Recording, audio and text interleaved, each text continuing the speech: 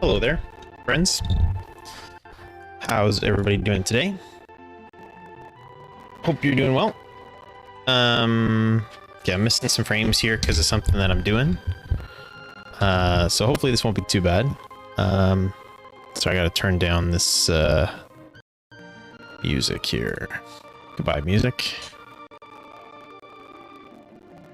Yeah, so I'm gonna try and do a process stream, which is basically me talking through like how I play a stream, the things I do in that stream, that sort of thing. So the reason, hopefully things aren't too choppy, but the reason things are being a little bit choppy right now is because I'm doing a full display capture for my PC, which I'm going to be using to show what like what my screen looks like when I'm running a seed, so you can see. So I'll just switch over to that and hopefully be able to explain some stuff quickly.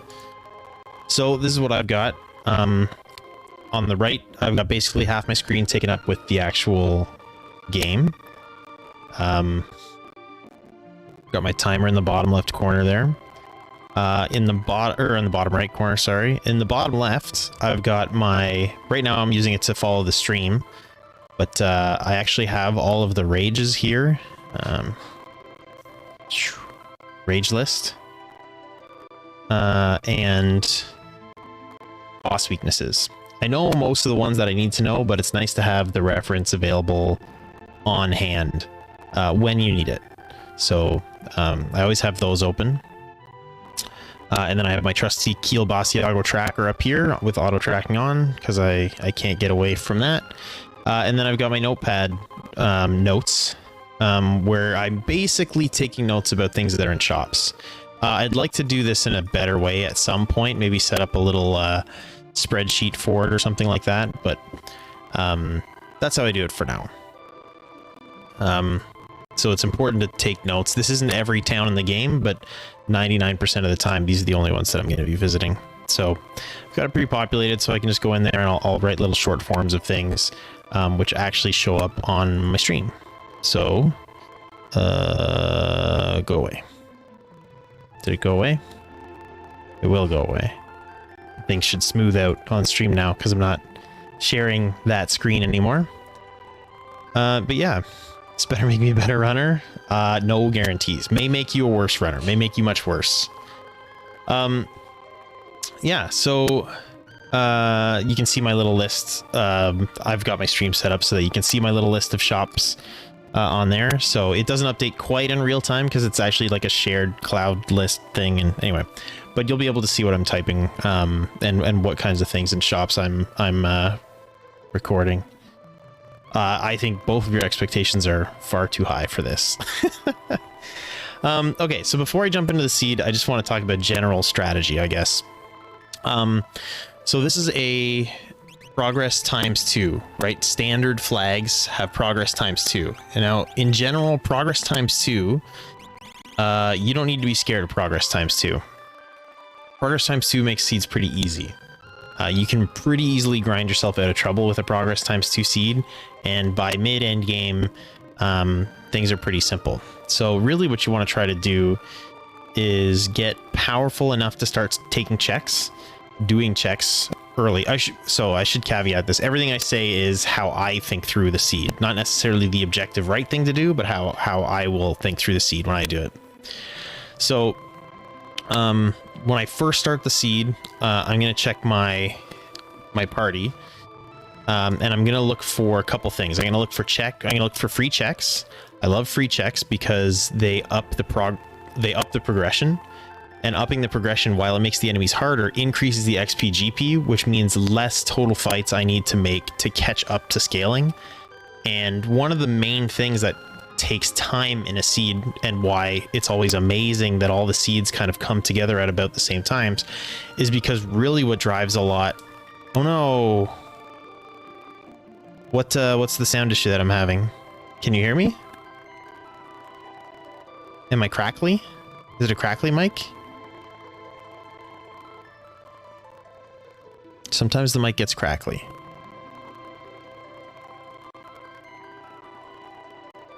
Okay, that's okay. I think I know what that is. Let me try to fix it. You let me know if it's fixed. Because it sounds fine on my end, so it's something to do with how it's being, it's fine. I'll basically just cut this whole section out and be like, technical issues. So, not a big deal. Anyway,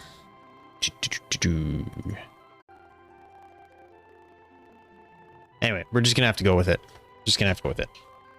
Okay, so, what was I talking about? Okay, so progress times 2. So basically what I like to do at the start of a seed is get as many free checks as I done at the start as I can. Now that doesn't necessarily mean a lot of free check, like every single free check. If there's a ton of them and scaling gets really, really high, it can get hard to kind of break through the seed, even with something like super balls. If you're up near like level 18, level 20 something scaling, if you've done that many free checks. A comfortable spot is around a progression of 6 or like a scaling of level 12. You can get away with level 14 too. So yeah, so I'm going to be looking for free checks. I'm going to do those right away to try to get as many characters as I can and as many espers as I can early. I want espers before I've gained any levels to try to maximize the bonuses I can give my characters. And I want more characters because they unlock more free checks and more options and basically allows me to make, I'll say, smarter routing decisions as I go, right? Because you have peekable checks, you have quick checks, you have checks that can only be items or espers, you have checks that can only that can have characters, you have checks that have guaranteed either character or esper.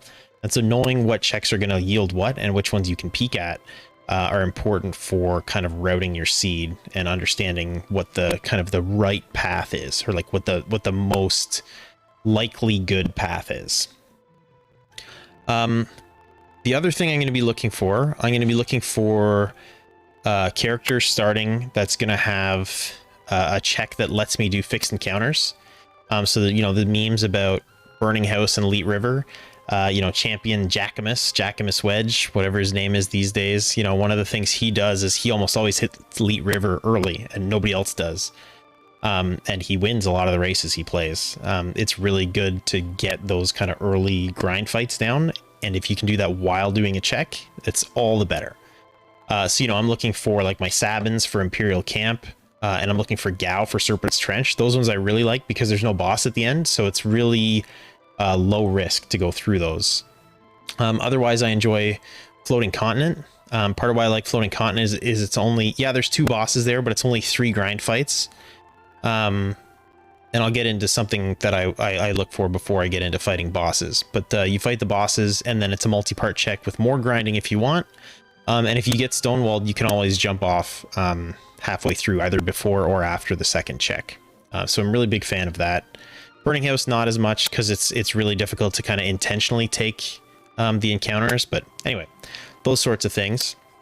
And then the last thing I'm going to be looking for is... I need an offense that's going to let me start killing mobs relatively quickly.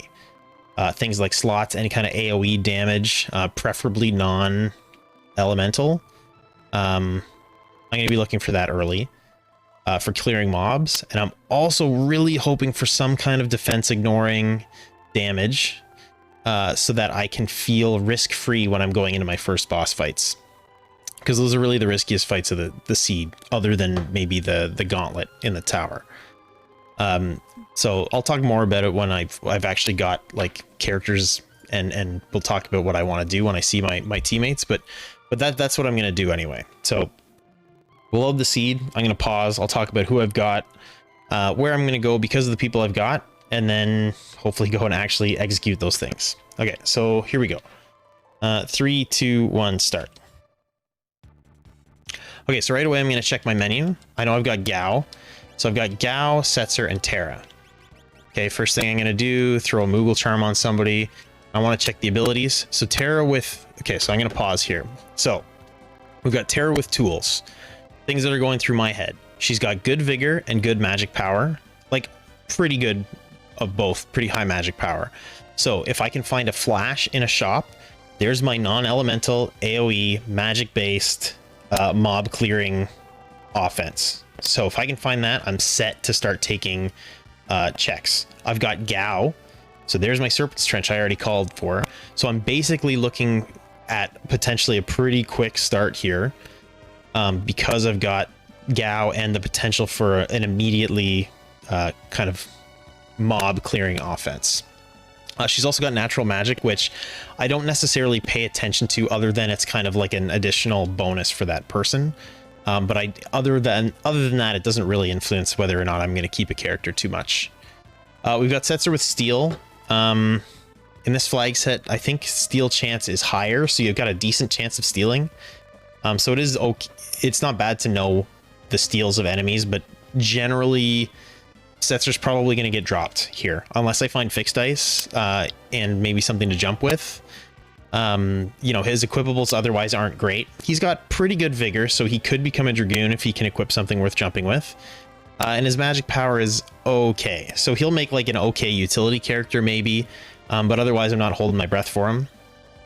Then we've got Gao. So I'm a sucker for Sword Tech.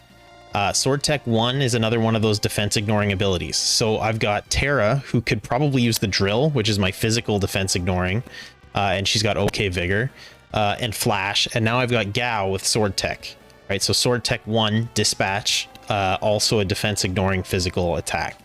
So that means that with this team, I'm not really that scared of any bosses. I've got to do some looting and stuff like that, but I've already got an offense set up, and GP Rain. I've already got an offense set up where I'm not worried about bosses. I definitely have a clear, low-risk path through bosses. So first thing I'm going to do, whenever I start with Terra, immediately go to Sealed Gate. It's the most loot-dense check in the entire game.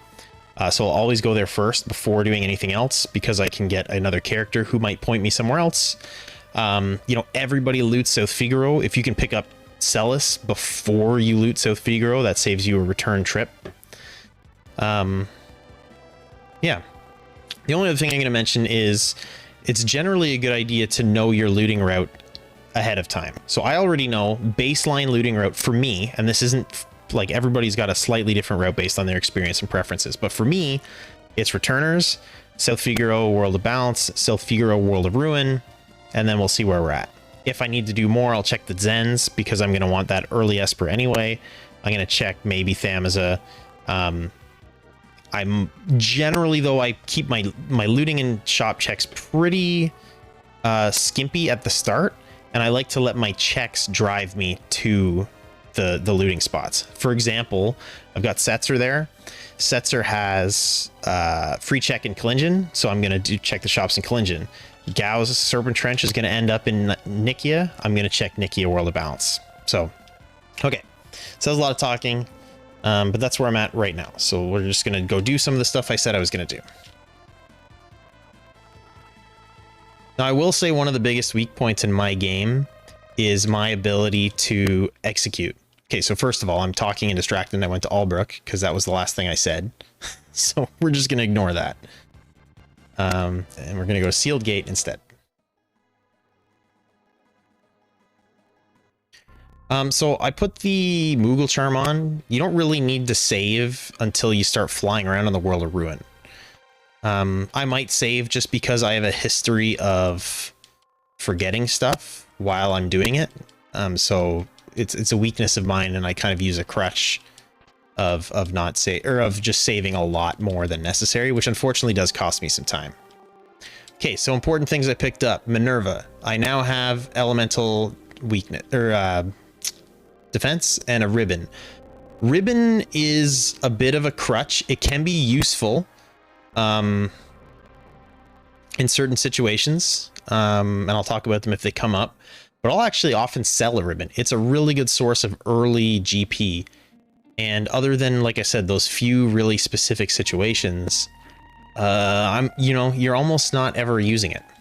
So I'll often sell ribbons. We'll route this to have the least amount of running. You can. I'm holding down, so if you're holding down, you can transition to the next thing, even though you're technically not standing on it. I'm gonna skip a few chests here. Only because I just think they're a bit awkward to pick up. So I'm just gonna skip them. Okay, so picking up that Hyper Wrist, I'm thinking Hyper Wrist is really good for Vigor. And, so I'm going to stop for a sec. So Hyper Wrist is really good for Vigor. It's not as good as the Atlas Armlet for like raw damage. Where Hyper Wrist really shines is with someone that's using Sword Tech, because Sword Tech's not based on your weapon power at all. It's strictly based on your Vigor. So jacking up the Vigor of a Sword Tech user is going to have a pretty beneficial result. Similarly, for a Tools user, like with Drill. So right now I'm thinking Hyper Wrist, probably go on Gao or Terra. I'm going to be looking for that Flash and hopefully double Earrings Terra, and then maybe Hyper Wrist Atlas Armlet on Gao. But that's sort of what I'm thinking right now. You always kind of have to be thinking ahead. So thinking ahead right now, I'm already thinking Terra with her stats, probably an end game user. So I'm already going to be looking for Air Anchor for instant deaths against Kefka Tower, like the Kefka final fight. I'm thinking of Drill for that defense ignoring. I'm thinking Flash, and then those are pretty good mid-game stuff and they can get you out of trouble, but really what I'm going to be doing for her is looking for Espers and jacking up her magic. Setzer, again, probably nothing. Maybe if I make him a Dragoon. Gao, I can get him probably to at least Sword Tech 6 leveling normally, which is pretty useful in the final fight. So Gao is definitely in consideration for final party. If I find Cyan and can unlock the Sword Tech, all of the Sword Techs in Dream, Gao is definitely staying in my party, because Sword Tech 7 is one of my favorite things in the game. Okay.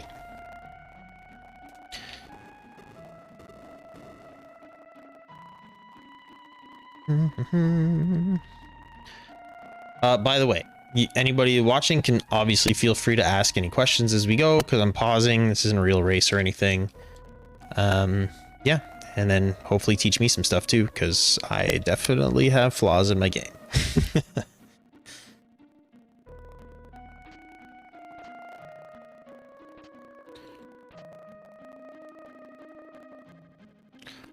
So one thing I'm going to do, because I've got Gao, is I'm going to be looking for dried meat. I'm not going to go way out of my way to find dried meat, because it can be a bit of a hassle.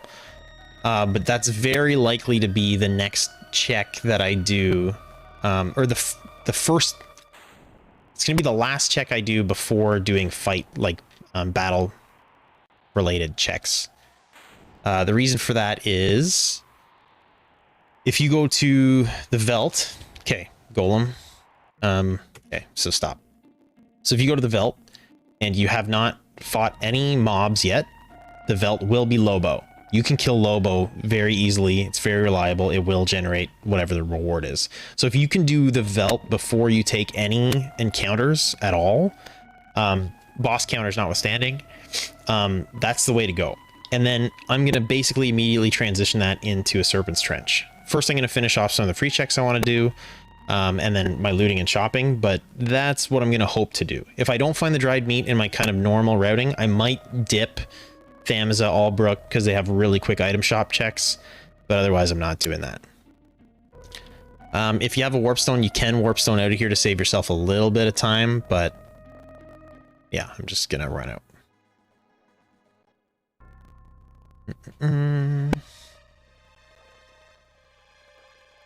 Oh my god. So I'm going to save, even though I don't necessarily need to. Like I said, known flaw of mine, I absolutely just have to save. So I like to hit Zen on the way up here just because, like, just from a flying efficiency point of view, I want to check if this thief is selling an Esper. Whether or not I buy it now depends on the price, but I like to know. So not an Esper. So now I know I can't get a free Esper here. So there's, you know, not worth checking the price in World of Ruin, probably. Earrings for sale. So I've got my little thing here. I've got it set up, right? So it's in World of Balance. I'm going to write ear. That's probably the only thing. There's only a few things that I write down during a seed. I can't write every shop inventory. So there's a few things that are important that I'm going to write down.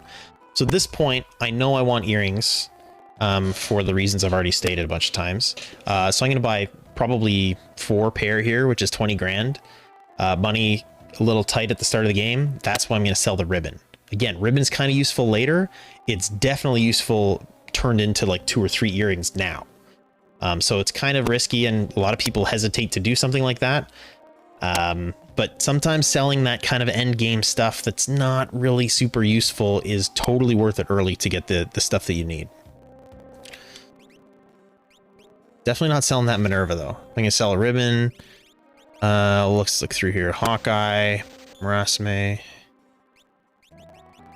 It's good enough for 4 sets of earrings for now. Sometimes I'll write stuff down without checking. I also skip a lot of armor shops because, yeah, I don't know.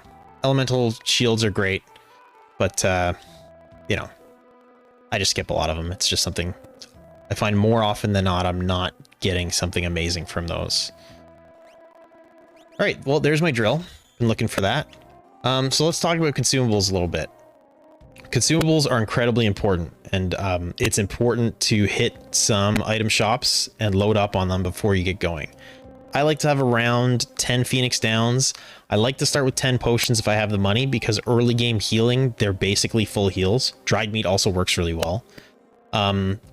Throughout the rest of the seed, usually you're going to want 4 or 5 of the other kind of condition healing ones. So Revivify here, I'm definitely looking for softs, looking for green cherries, looking for echo screens. Softs, echo screens, Revivifies, green cherries will all get you out of trouble in the final Kefka fight, right? You will encounter or potentially encounter all of those in the final encounter fight. So you definitely want to be stocked up on them. And that's why I like 4 or 5. That usually gets me through. Maybe if I run into some trouble with an encounter during the seed, that gets me through 1 or 2 of those. And then I usually have enough to get through final Kefka. So I'm probably gonna have to sell some more stuff here to get all the things that I need. So I love Imp Halberds, but I'm gonna sell it. Maneater's a tough sell because it's really useful later, but I'm just gonna do it. I tend to be a little bit ruthless at the start of a seed, like sleeping bags, and I already bought that drill.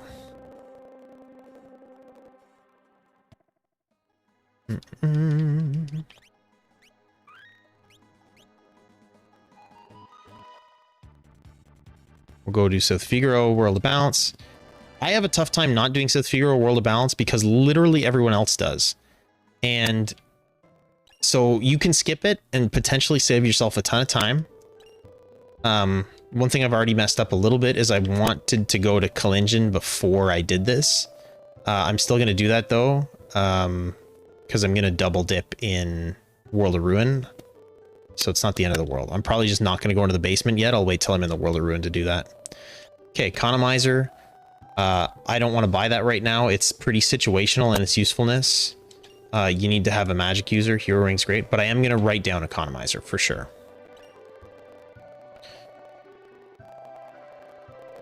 This is one of the few things that I'll check. I noted a Gaia gear there. Gaia gear I'll often write down. Specifically just because of the potential for an a dirt dragon. And it can get you through an early dirt dragon if necessary. If you can remember that they're there, you can stock up on them. They're not that expensive, and it can get you through an earth dragon fight pretty easily if you need to. Okay, nothing else really here, so we'll just back out. I usually skip this item shop just because it's so out of the way. Not necessarily a good choice, but it's just something that I do. We'll go do returners, and then I'll hit Kalingen, and then we'll flip over to the World of Ruin. So I'm at about 30 chests open so far. Usually I like to be done my looting around 8 minutes. The caveat being I did that Terra looting already, which kind of throws things off a little bit. Force Armor is a nice pickup. Tempest is usually for selling, especially with the potential offenses that I'm going to have, so probably not hanging onto that Tempest.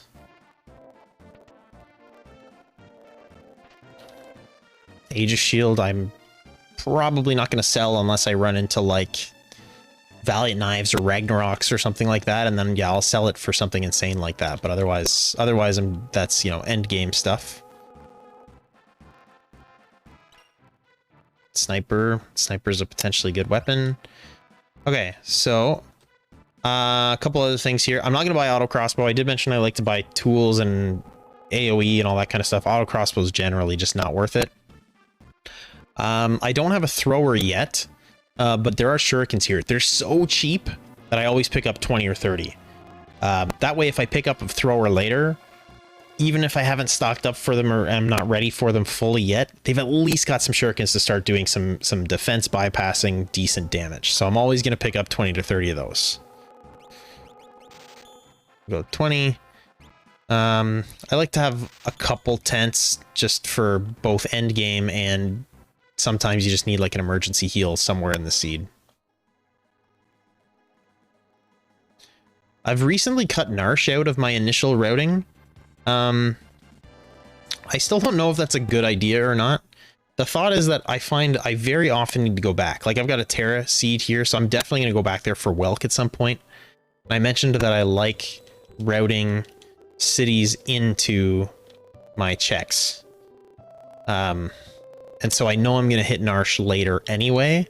Might as well wait around till I'm ready to do that. Okay, there's my green cherries. Warp stones. You have to buy some warp stones. You have to. So we're going to sell some stuff. There's my Tempest. Buy Tempest. And we're going to buy... Oh, there's some echo screens. I mentioned echo screens before. We're going to buy like 6 or 7 warp stones. I'm also going to get a noise blaster. Noise blaster, important utility pickup for a tools user. If you run into Red Dragon or what's offering guy's name? Anyway, Katana Soul, muddleable. Instant wins basically for those fights. Makes them incredibly easy. This is 400 GP. It can also help you get you out of trouble with like bigger mobs. So definitely buy a noise blaster. Another one of the armor shops I'll check just because it's right here. And nothing worth buying.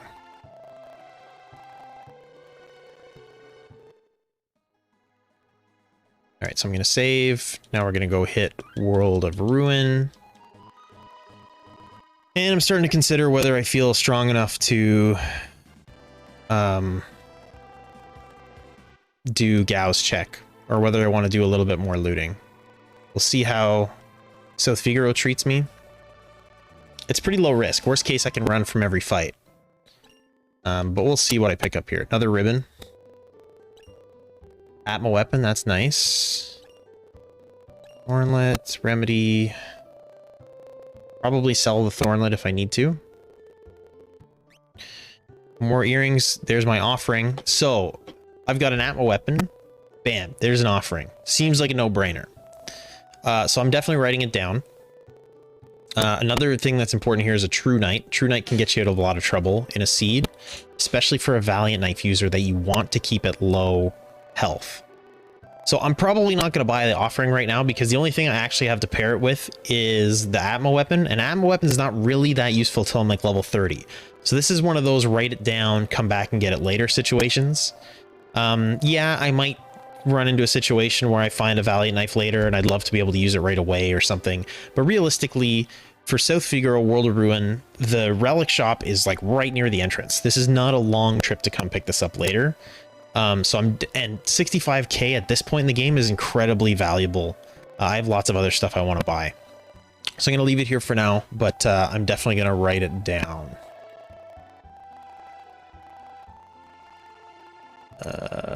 Oh, and don't mind the zeros on my sheet that are gonna show up occasionally, because that's my pause on pause button. Okay, nothing else here really worth noting. Earrings, but I've already, yeah. I try not to write too many repeats of different things that I can buy, just to save myself a little bit of time. Remedies are nice. I definitely like to have a few remedies on hand. Now I have 2 Hyperists, so I don't have to decide between Terra and Mog for that.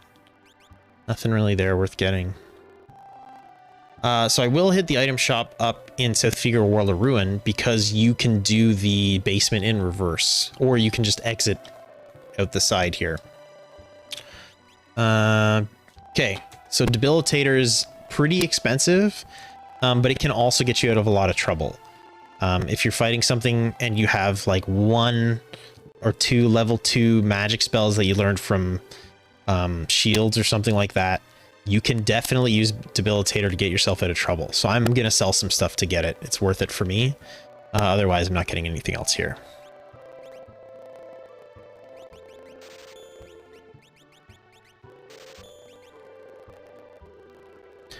Utility is really important. Like, yeah, do damage, prevent damage, whatever. But utility gets you out of so much trouble and really lets you squeeze through some encounters that might otherwise be pretty difficult. Some really, really good racers like to take off their Moogle charms and grind in the South Figaro basement. I gotta say, the people who do it are very good, so it's not a bad play. I don't personally do it. But that's just because I haven't really made that part of my game yet. Not that I'm against it at all. So I picked up that Gauntlet. Gauntlets are really nice, especially if I can pair it with a jumper. Gauntlet jumpers, like, obviously you want a Dragonhorn jumper, but a Gauntlet jumper can do a lot of damage. I also really like to use gauntlets with a single Illumina or Ragnarok, because the defensive stats are already really high that you're going to get from the Illumina and the Ragnarok. So you don't really need a shield, other than for like elemental protection or something, but you don't really need it. So you equip a gauntlet, you're going to do so much damage. So much damage. There's Genji Glove. That could be handy for an offering later if I find something to pair the Atma weapon with. So I'm a little bit not worried, but I don't have great mob clearing offense right now. I've got Sword Tech 1. I don't have a good tool for it. I could have picked up Bioblaster, I get, but it's so weak. And I've got Steel. So I also haven't found dried meat yet. So I have to kind of make a choice here. So I'm going to do a little bit more shopping than I normally would. I'm going to check Zen, World of Ruin, and I might take a peek into Thamza. If those don't have anything to help me out, I'm just going to bite the bullet and do Gauss check. So I'm going to check this. I know it's not an Esper, but if it was really cheap, you know, you can get yourself a really cheap top tier item.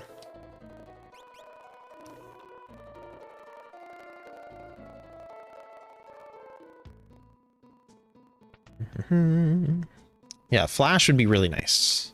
Flash would be really nice. Otherwise, I'm thinking we just go. One thing I actually haven't checked, and I should, is what do these Espers have? So I got Cure 3, X Zone, Pearl. So I unfortunately don't really have any helpful stuff there either. Antidotes are one of those things that I want to be able to get rid of. Otherwise, we're good there. So I think I've still got the offense to get myself through the trench. It's just not going to be as efficient as I would like. We'll just arrange those. So I'm just going to check Thamza, and in both worlds, it's a little bit extra looting. This is kind of my this is the extra looting that I will do when I don't really have the stuff I'm ready to start a seed with. I don't like doing it, but I'll do it if I still feel like I need some help in the seed, or if I feel like not quite ready yet.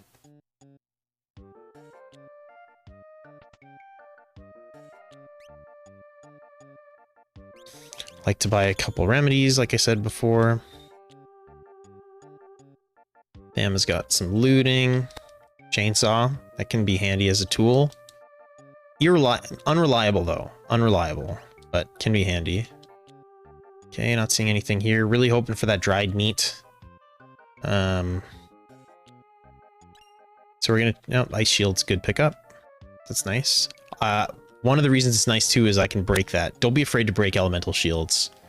Yeah, they're really good, but don't be afraid to break them. All right, we're gonna check Thamza World of Balance shops, and then we're just gonna get on with it and go do Serpent Trench. Probably already spent too much time not doing Serpent Trench, to be honest. These are the kinds of seeds where I will start to get in my head a little bit and be like, ugh, I'm falling behind. Not great. Not a great feeling. Definitely a mental weakness of mine, but that's okay. There's enhancers here. Enhancers are amazing for the magic boost that they give. I don't really have a magic based offense yet, but if I do, coming back here for enhancers could be a good idea. Okay, there's my dried meat. So we know our next, and there's my flash. Look at that. Everything worked out. See, you just gotta start to lose faith. So there's my flash. So Terra is definitely gonna be, I like to buy a couple of these in case I misuse them. Terra is definitely gonna be using that flash to clear mobs in the Serpent's Trench. So we're good. More earrings, boots, definitely going to write down Dragoon boots. I have the Gauntlet that I already mentioned. So, you know, if I pick up Edgar, kill a white dragon, I already have a jumper. So we're going to save. We're going to start. Now I'm going to equip people with stuff because I'm actually going to go fight some things. You're going to be earrings. Nope. Earrings. You're going to be Hyper Wrist, Hero Ring. You're going to be Moogle Charm, Ribbon. Just nice to have like one person who's not going to be in trouble. Oh, I got to equip my Espers as well. You're definitely going to stay for the whole time, so giving you Cure 3 is a good idea. You're likely to stay, so I'll give you the other Esper. I didn't mention it, but, you know, Golem was a nice pickup, of course, because I now have Communist Protection. A little bit of menuing screw up. I already knew that I was coming here, and I put a Moogle Charm on Setzer anyway, so a little bit of a mistake. So now I know I'm going to fight Lobos here, which are super easy. Because I didn't go do any checks before.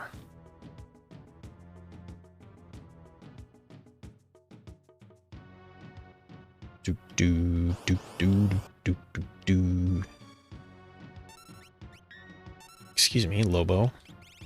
Where are the dried meats? Kind of messed up by not getting that set up originally. So I gotta find the dried meats. They should be somewhere near the bottom, but we'll fix that. I like to use auto arrange quite a bit because you get used to where things are supposed to be. So I have a really bad memory for items and stuff like that, but if I know where stuff is kind of supposed to be, then it helps.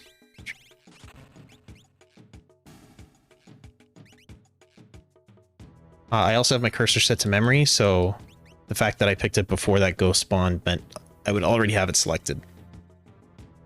For this, guaranteed Espers, Zone Seek. So I got 3 Espers, 3 characters. I really would have liked to have picked up a character, but, you know, that'll work. Life 2 and HP plus 100%. Okay. That's going to be handy if we end up having...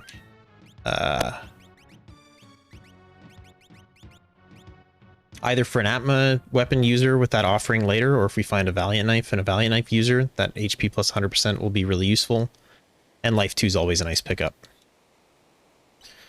So now I'll go through this. Hopefully I can clear mobs really quickly with Flash. We've got scaling at 6x2 level 12, which is kind of what I was saying I wanted it to be at. So, you know, we're in a pretty good situation. A little bit slower on the time than I'd like, but I'm kind of explaining stuff, so I'm not too worried about that.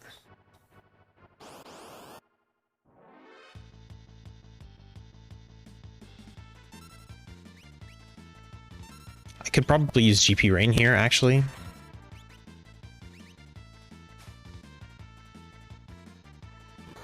Not an amazing ability, but, you know, every little bit of damage counts.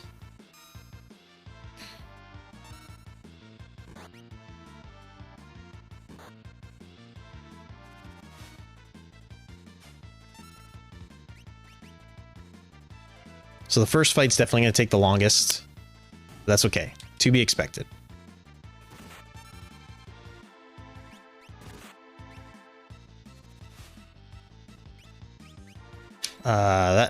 That was a scary fire cast for sure. I think one more flash should do it.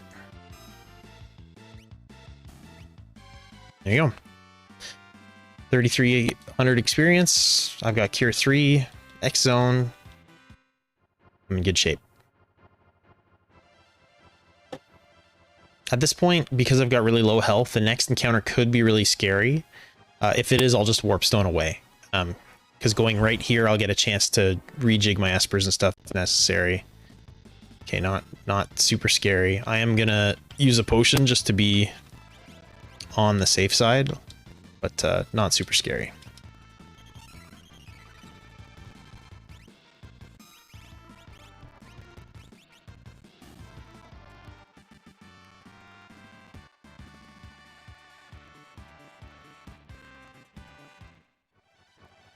Okay, so I'm at the point where I want to switch my espers up because I think I learned the important things from Terra and Gao's espers.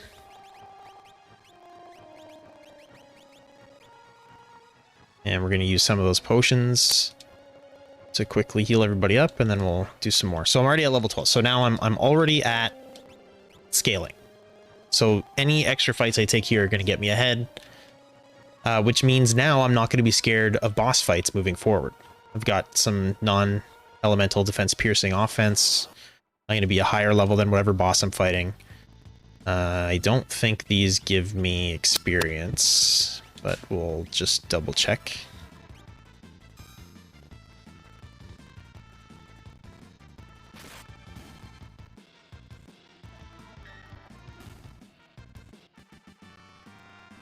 Yeah, they don't.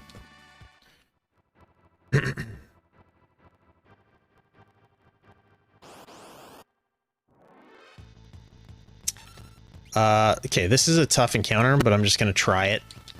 If things get dire, I'll just run away.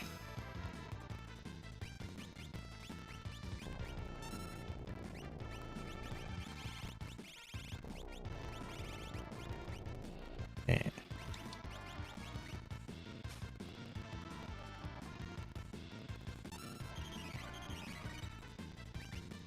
I can use Revivifies and Phoenix Downs to get rid of these Necromancers.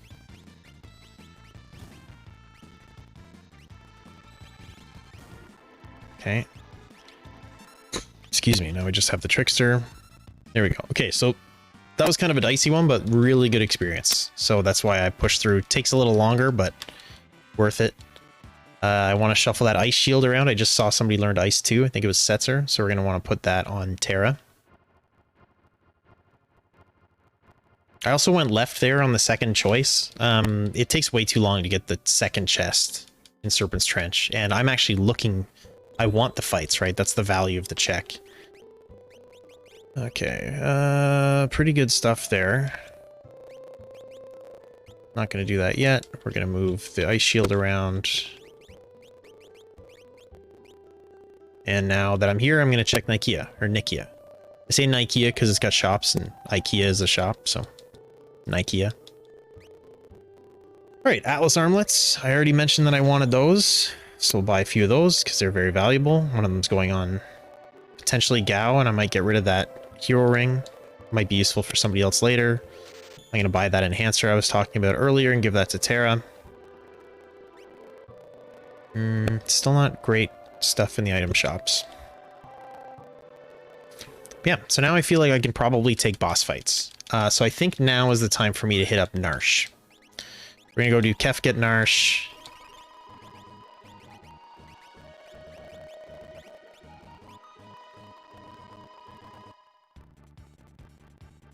Go do Kefka Narsh and Welk at the same time. It'd be perfect if I had Mog and I could get all three of them, but you know, it is what it is.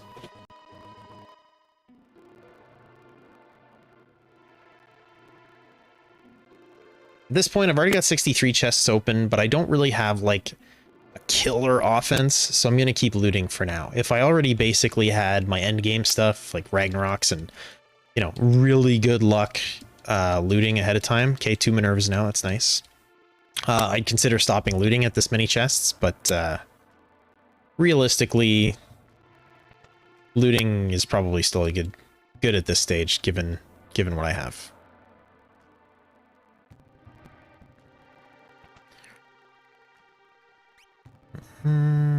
More dried meat. So sometimes I'll look at that and I'm actually probably going to write down throwables. Throw.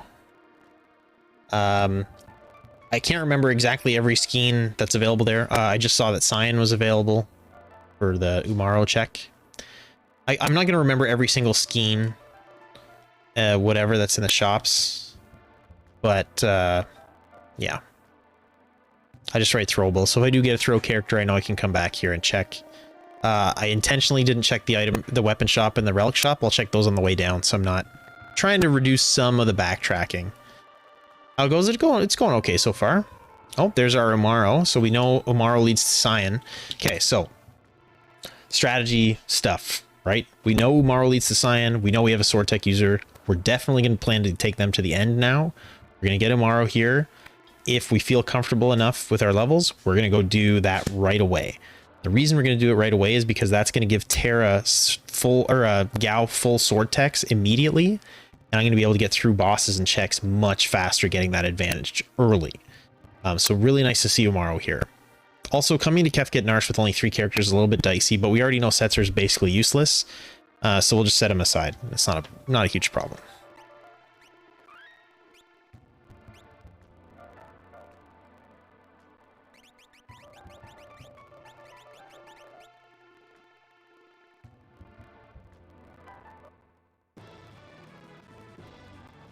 That's going okay so far.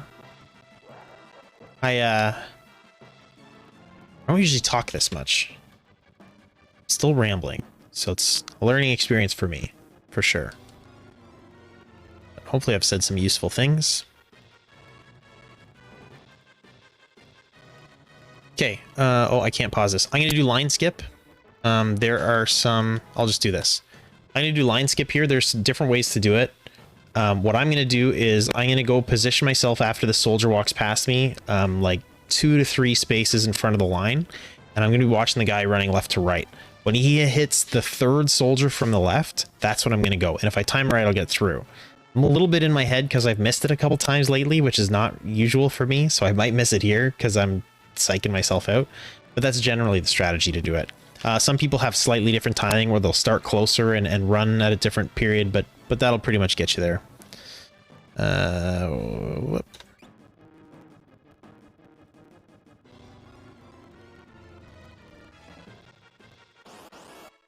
All right. Tunnel armor. Love to see tunnel armor. I don't have great spells. Flash single target's probably not terrible damage. 601, it is terrible damage.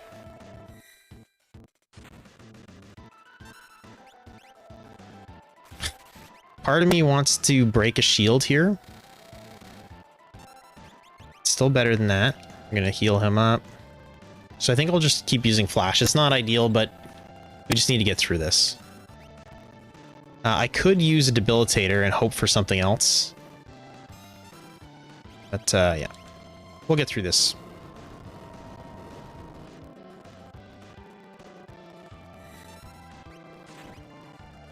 Phoenix, how's it going? My man. I said hi to you the other day, but unfortunately I was setting up a race and it took me a while to get there. So that wasn't the fastest version of that check, but you know, pretty easy. Not too much panic. I didn't want to use resources, so I just used flash. Get myself through. Now I've got Umaro.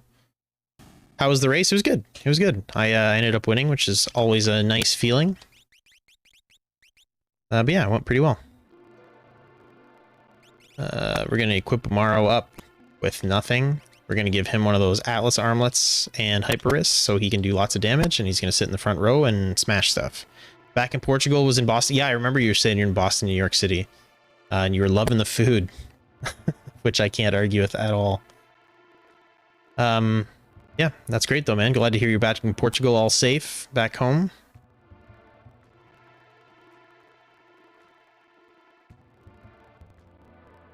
A little bit risky that I didn't save after that check, but not that bad. Vargas and the Ipoos, pretty easy check here.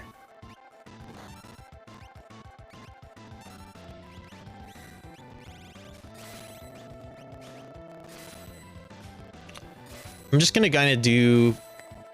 I don't have great focused offense, so I'm gonna just be doing things that gets rid of these bears, so that things like Sword Tech 4 will focus on Vargas. and Umaro will only attack Vargas. So yeah. Yeah, I didn't know that either. Definitely changed since the last time I was there. It's been like a pretty long time at this point.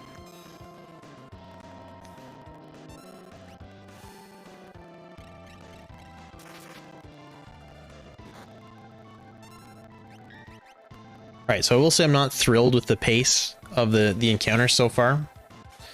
Still taking a little longer than I'd like, but once we get some spells learned for Terra, and once we get full sword techs after Dream, things will accelerate really fast. Vargas is tanky? Yeah, he can be tanky. I'm like, my offense is, I'll say, reliable, but kind of slow right now. So he's tanky, but at the same time, I'm not hitting very hard. I'm not hitting very hard yet. Bismarck. Okay, we're getting a lot of Espers this seed. I would like some more characters. Hopefully Dream gives us a character. And we're going to get a character when we go to Umaro in a sec. And we're going to do it right after this. Because we want Sign right away, and we want Dream right away. And maybe Sign will take Setzer's place. Hyperists are okay. I'm not going to write them down, though. Okay, Ninja Stars, there's Pearl Lance, and Setzer can use it. So, I might buy that. Because I can give him... Sorry, I can actually pause.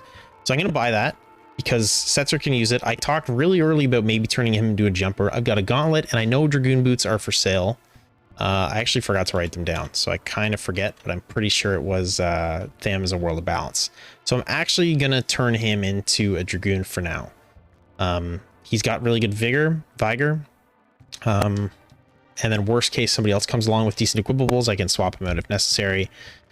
Plus Umaro, while he's awesome and fun, really not, unfortunately, super viable for endgame usually, because there's so much like in the end game where you need to actually pay attention to what you're attacking and what you're doing, and he just goes nuts and messes up all your timing and can't control it. So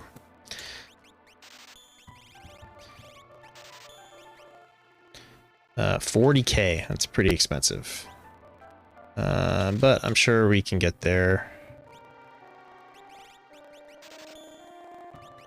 40k. If I had a thrower, I would also definitely be looking at... Oh yeah, don't do that yet. If I had a thrower, I'd also be noting those Ninja Stars. They're super, super useful. That's endgame throwables right there, the Ninja Stars. Excuse me. Alright, so we're going to go buy those boots, which I'm pretty sure Tham's a World of Ruin or World of Balance, and then we're going to go do Narsh, like I said. So this is not efficient, but it's what's happening.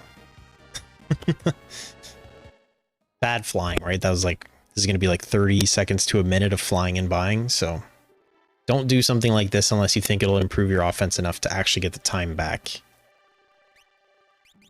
I think it will. 10k, this is where I sell my elixirs. Probably going to regret that later, but hey, look, I've got money now. I often sell elixirs. It is really, really hit or miss whether that's a good idea. There's my Pearl Lance with Force Armor. Sorry, Umaro, you're not super useful. You're going to get the Moogle Charm.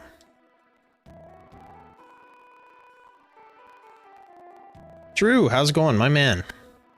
Just kind of cruising through a seed here. It's going okay. Not super speedy, but I'm going to basically blame everything on the fact that I'm slowing down and trying to speak. Alright, so I mentioned before I'm a sword tech junkie. We're beelining our way to sword tech here. We're beelining our way to Dream. So Setzer's on his way to endgame offense. Terra needs to find some Espers. I need her to get some tier 3 magic. She's got tier 2 there. Life 2, we'll teach her that, but she needs to learn some magic. That's kind of what I'm banking on her for endgame, or because her equipables are so good, Ragnarok, Illumina, and then the fallback is I do have that Atma weapon and I know offerings for sale in South Figaro World of Ruin. So she basically has endgame offense, which means I'm already at the point where I've got probably a plan for endgame offense Terra. Endgame offense Gao has a plan. And Setzer is not amazing with his jumping setup, but him paired with whoever I end up having as my fourth will probably be able to get through the tower. So I'm already at the point where I'm feeling relatively comfortable about approaching Kefka's tower, which is super important. You got to plan for that endgame stuff. Last time I checked, I was like level 18, 19. Scaling is currently at level 18. Let's fight a dragon, right? Let's see if we can jump the scaling up a little bit. Or, sorry, if we can jump our levels up a little bit. Oh, red dragon. Remember I talked about red dragon a little earlier. I probably should have healed, but that's okay. Now this isn't going to work as well because I've got Omaro just messing everything up.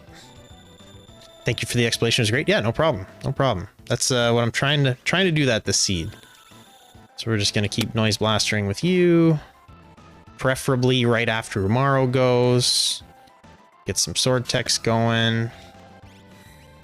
Kind of screwed that up, but that's okay.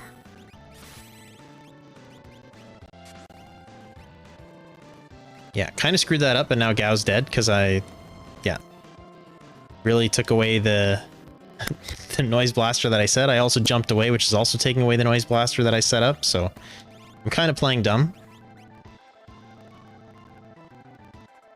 But honestly, Red Dragon's not a huge threat right now anyway.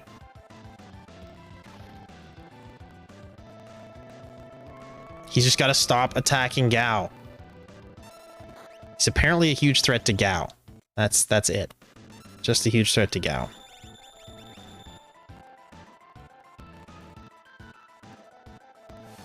So I did 1,000 with the jump. So I will say one thing. I play a lot by feel, which is not a good thing, but it's kind of how I play. And so, you know, you'll notice that I jumped away with Setzer and now I'm casting Ice 2. It's because I don't have a really great feel. They both seem like probably good ideas, right? We've got Ice 2 against something that's weak against Ice 2. He's got, what, 33 magic? But he's jumping with a Gauntlet and Pearl Lance and pretty good Vigor. I don't actually know which of those has got better damage potential. So sometimes I'll just experiment with both in a battle instead of kind of working it out in my head, and I'll just see. These seem about equal. I'm probably going to keep jumping with Setzer for the defensive benefits of it. Plus, he's out of MP, so I'm going to have to waste a turn getting his MP back up with a Tincture or an Ether or something like that. But anyway, I just wanted to mention that's something that's going on in my head.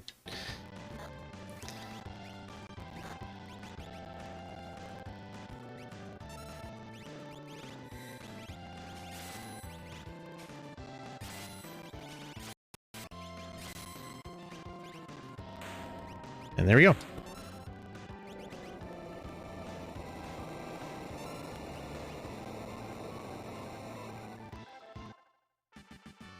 So yeah, Scale Dragon's pretty easy, massive sources of stuff. I made sure that Terra had a new Esper because of the 50 magic points you get from it.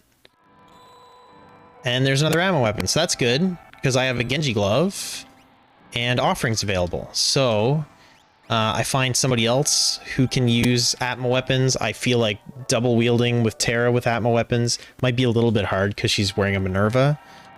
So her physical defense is really bad. But still, good to have options. Good to have options. Worst case, I can always sell it for something else. I might need to sell that Atma weapon to afford the offering so she can swing like crazy with the other one I've got. Or if I pick up an Edgar, Locke, Celis, there's another one. All right, so Goddess, not great. What's probably going to happen here is Umaro's going to end up getting a love token on himself. I don't really have great defense against lightning attacks except for Terra. I do have another Minerva that I haven't checked if it's equipable on Umaro or Gao, or on Gao or Setzer. So that's a bit of a mistake on my part. But otherwise, Setzer can't jump with the Pearl Lance anymore because she's going to absorb that. So I can either have him jump with something else, or more realistically, I'm just going to probably cast Ice 2 and get him that little bit extra damage. Definitely going to consider breaking that Ice Shield Terra has here. Boss like this, pretty tough. I'm scaled a bit above it now. So we're going to be doing like our Sword Tech 4s with Gao. Terra is going to be casting Ice 2s. And Setzer's going to be casting ice too. So this could be a long fight, which is why I'm considering breaking that shield. Not necessary, but definitely will speed things along at the expense of, you know, losing some elemental protection later in the seed.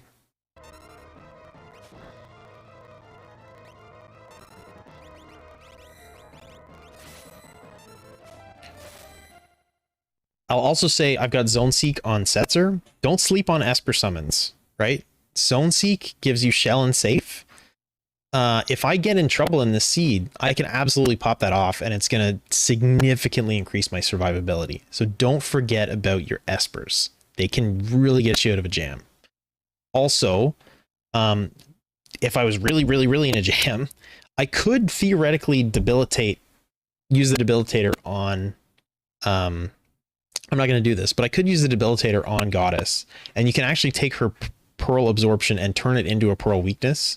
Very luck based, but you can do it, and then all of a sudden Setzer would be able to jump again with his Pearl Lance. So just really reaching for utility there. Usually something like that's more useful in like a challenge type seed, but it's definitely something to keep in the back of your mind. Always try to keep an eye on what resources you have available.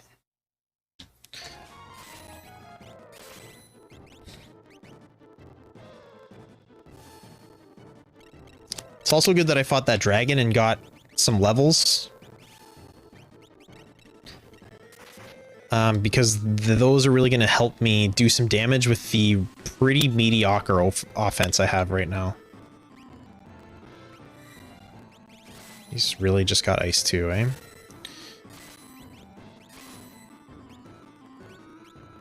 Let's try to keep Gao alive. Terra is a lot more likely to stay alive because of the potential for bolts and her having Minerva on, so I'm prioritizing healing Gao because I really want Gao to get the levels. You know what? Let's steal. He's not doing much damage anyway.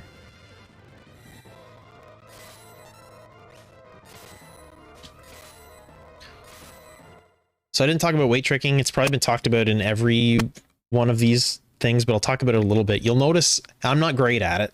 I'm definitely not what I would consider an expert, but you'll notice that I'll often open the magic or item menus while someone's in a cast animation, or like Gao is doing this Quadra Slam thing. And that's basically to stop the ATB bars from moving. And what that does is it actually lets me, if I already have characters who are charged up and ready to go, it lets them go and get through their animations while kind of freezing the bar of the enemy. And it really, if you do it effectively, and you try to notice as I'm doing it throughout the seed, but you'll really notice how it reduces the amount of actions the bosses are going to get relative to how many actions I'm going to get.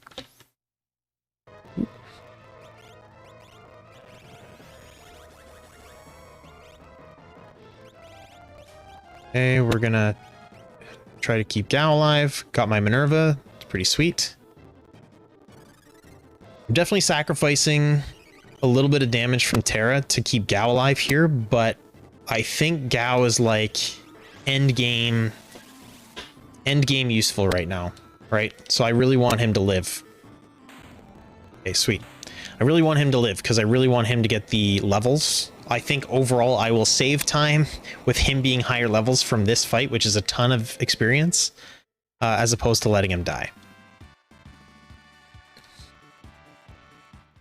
There's an Excalibur, which is a great stat stick. Not actually that good in Worlds Collide, but a great stat stick. We're already up to 6 Espers, which is nice. Hopefully this is my tier 3 magic. Palador. I love Palador. I'll talk about that much later in the seed. Merton. Okay, interesting. Oh, there you go. Okay, Minerva. Nope. Nope. And nope. So nobody can use those Minervas. I haven't broken the ice shield yet, though. So back on my mind now, I'm learning Merton. So now I've got to start considering Merton protection.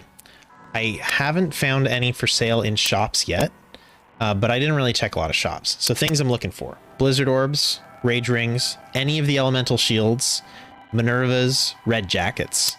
If I find any of those, you know, if I pick up Celis can equip a Minerva, Realm can equip a Minerva. That's really going to up their value in my party because I can have Merton strats going.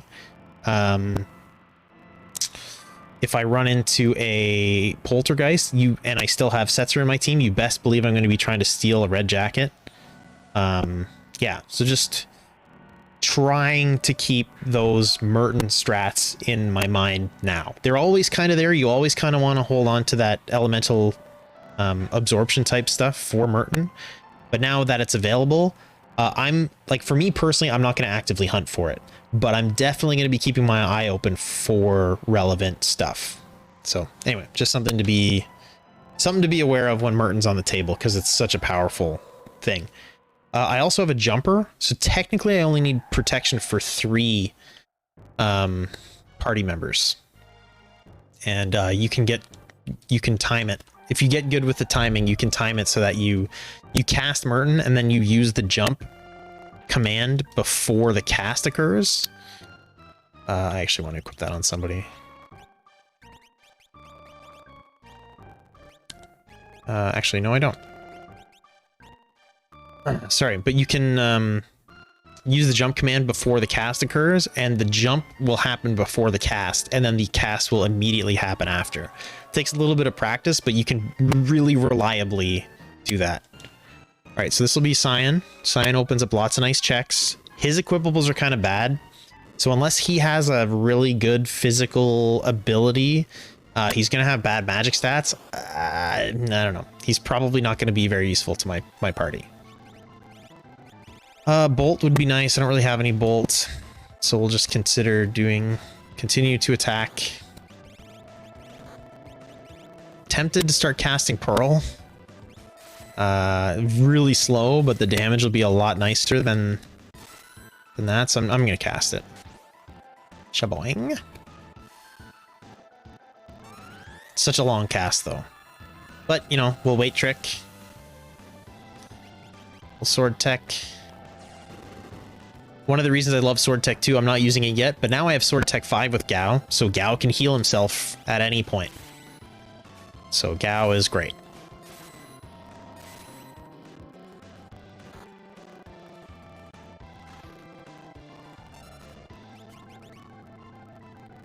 Sets are doing some decent damage.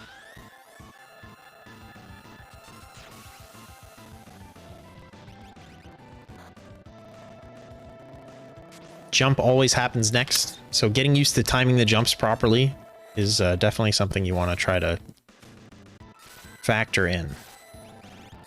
If I actually do it strategically at some point, I'll try to point it out.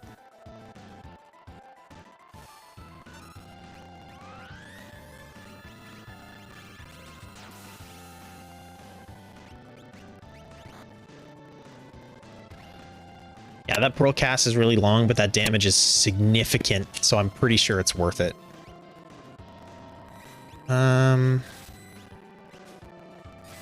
She's actually doing more damage than Setzer, so I'm gonna waste Setzer's turn. Okay, never mind. I was gonna waste Setzer's turn, using the tincture on her for the Pearl cast as opposed to her using it on herself, so I can get that Pearl cast off earlier, especially because I know the battle's almost done. Okay, so she's got Merton now, which is really good. Get my Cyan, who, again, it's probably bad. I'll probably swap him with Imaro, just because he's controllable and just useful from that point of view. But probably not going to keep... Yeah, Sketch, garbage stats. He could become a jumper, depending on equipables. I also have to remember that I do not have a Moogle Charm on right now. Actually, let's just do that right now, before I forget. I often forget that. And Warpstone.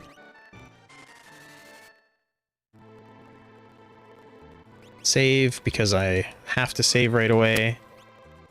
I'm also going to grab a quick free heal here. And then I'm going to unequip everything from Umaro, because he's got some decent stuff on, and he's got that free snow muffler that maybe Gao can use. Whoops. And then we're going to go do Dream right away, just like I said before.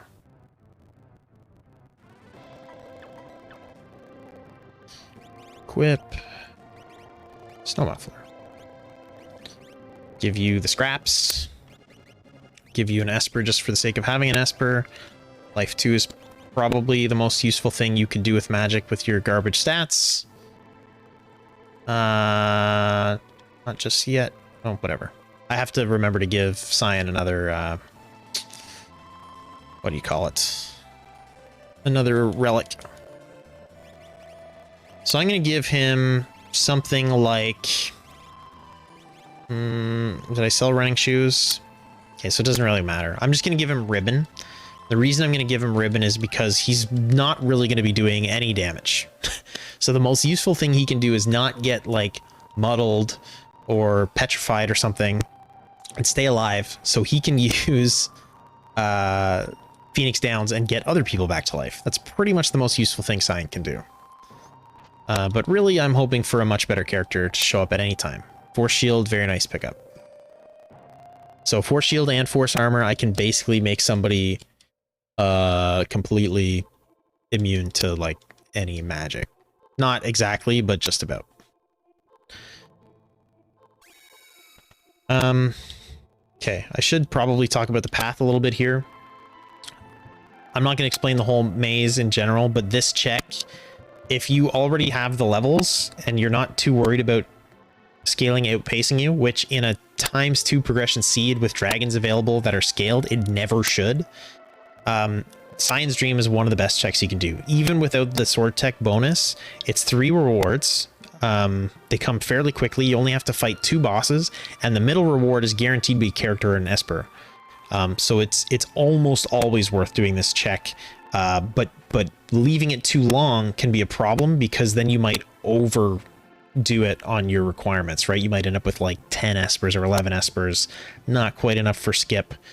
So kind of when I'm doing it right now, this is really a nice time to do this kind of a multi-part check in a seed. Yeah. But yeah, learn the maze. I'm not going to explain my whole way through it, just learn it. It's not that complicated. Seems that way if you don't play very often. You do a handful of seeds and it sinks in pretty quick.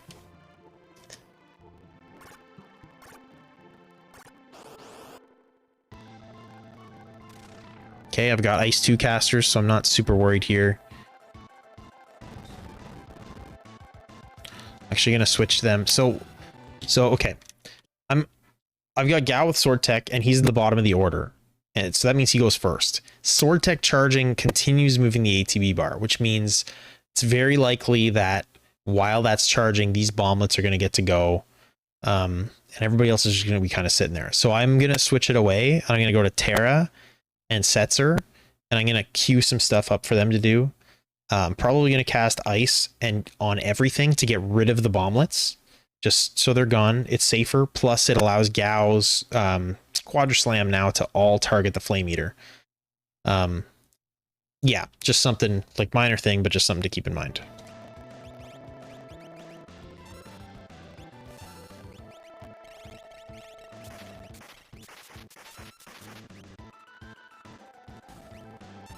And now I've got Cyan, and I'll weight trick with Cyan now.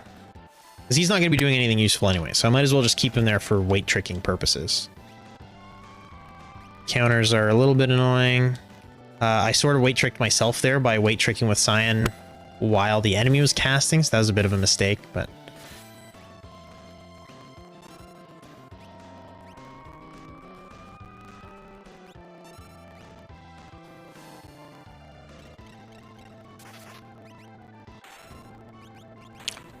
But yeah, like not that was ever a really tough fight, but like little things about changing execution order and stuff like that, you can save like boss cycles. You save yourself time on your fights, because remember, it's not just knowing how to get through tough fights, it's getting through easy fights faster than other people are getting through easy fights is important. Okay, economizer is kind of unfortunate. I don't really need it. I don't really have like a strong magic cast. Now, it might become useful if I end up with a Merton type party later, but I need the offense for that.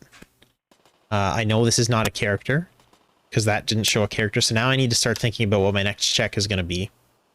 So, kind of always thinking ahead, right? So I now know that's not a character. I've got 5 characters and 6 Espers. I'm going to have at least 5 characters and 7 Espers, maybe 5 and 8 after this check finishes.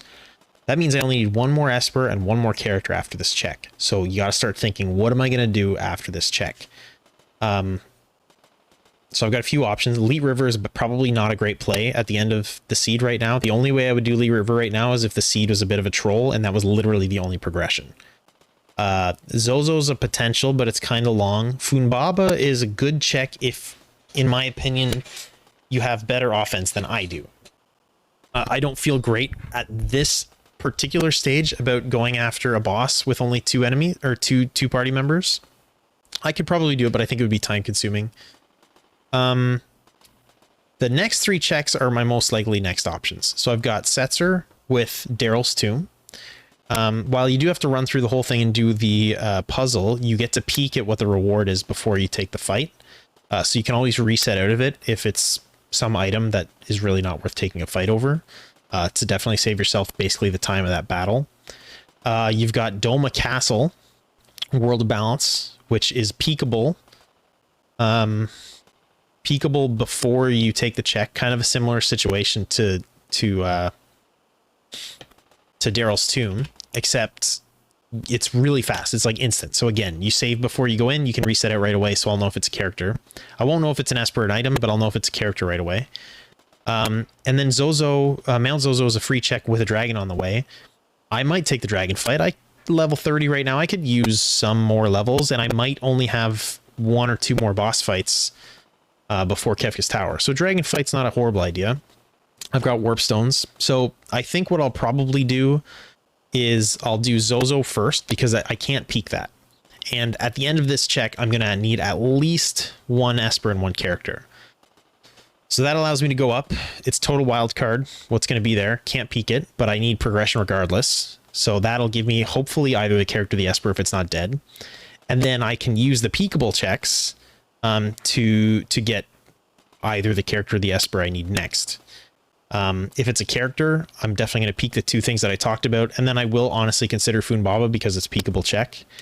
If it's an Esper, same kind of peaks that I could do, or I could consider going to the auction house. So I don't exactly, like at this point, I don't actually know what the play is going to be, because in my opinion, the best play is not obvious, but at this point, that's sort of what's going through my head. I'm probably going to end up going to Mount Zozo at this point, fight the dragon, see what that does, and then adjust. And it's important to kind of think about this stuff while you're running through like the train, for example, because this is like a really slow part of the seed. This is where you need to start thinking of your next move. You don't want to freeze and not really know what you're going to be doing next. So you kind of always need to be thinking ahead about what your next moves are. One of my biggest worries at this point is I don't really have a viable fourth character. Even Setzer is pretty wishy-washy. So I'm getting a little bit worried about what my offense is going to look like end game. Terra, not worried about Terra. Honestly, after this, I'm probably going to consider going and get that offering because she's level 30 and start smacking people with that Atma weapon. Gao, I'm not going to be worried about because he's going to have full sword techs after this. Setzer and Cyan, or whoever ends up in the fourth position, I am a little bit worried about what that's going to look like because I don't know what's coming. I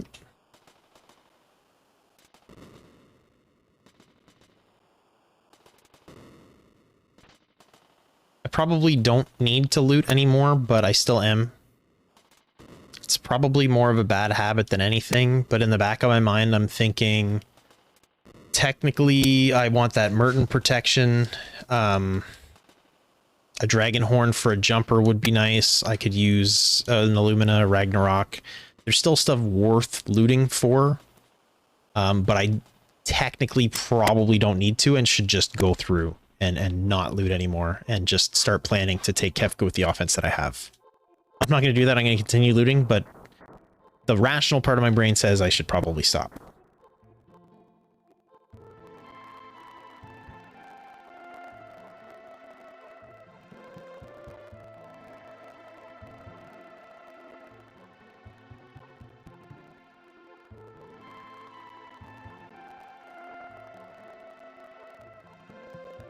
After I drop here, you're going to notice that I'm going to save in a different slot, because if this boss is unbeatable, which shouldn't happen in this case, given the state I'm in this game, but if this boss is unbeatable, even though it's a massive time sink, I don't want to basically soft lock myself. I still want to be able to reset out of this to my previous save and deal with that. So anyway, like I said, probably not going to happen, but I'll always do that. Same for Magitech Factory. Same thing. Ghost Train. Okay. Ghost Train. Start thinking about what we have for instant death. There's obvious answers, but your fractional damage is also really good, potentially, at least as an indicator of HP against bosses like this. So, Gao, Sword Tech 3 is playable. Terra, I could go for the chainsaw kill with her. I don't have an air anchor, which is unfortunate, but I could go for the chainsaw kill. She's also got X Zone. This is a good time if you've got Odin or Raiden equipped to kind of remember that you have that, and you can use those against bosses. Even attacking with things like Wing Edges, Strikers, Assassins, Doom Darts, Trump. Just like going, because you can change equipment on the fly in battle, right? Equip somebody with those things and just have them fight. You know, you might hit the proc and your fight's just that much faster.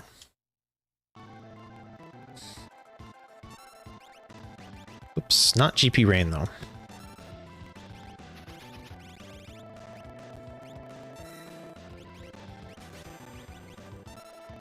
Okay, so 3,000. We're gonna go for the chainsaw. Setzer's jumping. Alright, so he's only got like 1,500 left, so realistically Gao's just gonna probably finish this here. I actually, thinking back, I went for that kill. A Pearl cast from Terra there probably would have got the kill. Probably would have been a better play. But it's better, in my opinion, to make a decision and go with it than sit around not doing anything, considering what the absolute best play is. It's best to just always keep going. You always got to keep going. I just remembered I also have the potential to get an Esper from Doomgaze. So, okay, Fenrir, also very nice. So, okay, so I just got Fenrir. I got Fenrir and Golem and Phantom, to be honest. So I've got like all of the calmness protection. So what's already going through my head right now is that when I get to Kefka's Tower, I want to have 2 people equipped, at least 2 people equipped with Fenrir and Golem, probably, or Phantom and Golem. And the reason is because the most dangerous thing in tier 1 is the physical attacks from the short arm. And so if you take out the instant deathable long arm and you take out the head, you can use Phantom and you're basically immune to the attacks and you can just whack, whack, whack.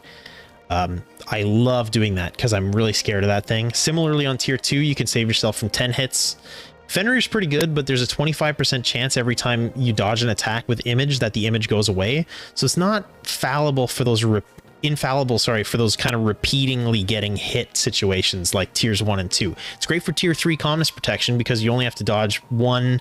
Well, it's not perfect because you might have to dodge 2 calmnesses, and the first one could strip the protection and the second one could kill them. That's pretty bad luck, but it can happen. So Golem's definitely the play for tier 3 of the options I have available. And then yeah, Phantom, I'll probably go Phantom and Fenrir for the end fight, but I'll talk more about Esper selection because it's very important in my opinion. For that final battle. Not in my opinion, just that's a straight up fact.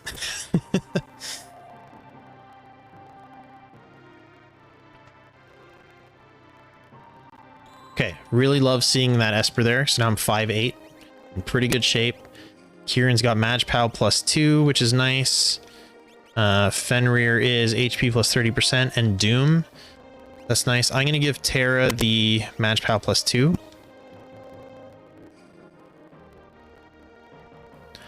I will say a massive weakness in my game is my ability to manage Espers. I honestly mostly ignore them, other than like really important spells and stuff.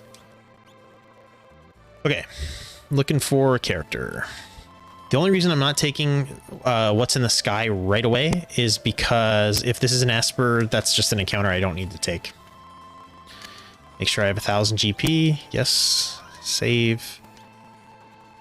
We are going to take this dragon fight, and because I'm going to have an Atma weapon based offense with Terra, Actually forgot I was talking. I meant to actually go buy that now. But because I'm probably going to have an Atma weapon-based offense with Terra moving forward. Hold on a sec. Forgot to check. Okay, he can't. If he could have equipped that weapon, that Cyan would have been staying in the party. Double. Okay, this is a bit of a weakness of me. Atma weapon. No. Okay. Just kind of considering in my head how I'd want to shuffle things. I mentioned before that I'm worried about what my fourth character is going to be. So I'm thinking in my head, you know, if Setzer can equip the Atma weapon, he can become a swinger of that. I can make Cyan a jumper if he can equip the Pearl Lance. It does take menuing time to check those kinds of things, but that's sort of what's going through my head right now. So I'm still trying to figure out what I want to do for that third person. Or third and fourth person, really.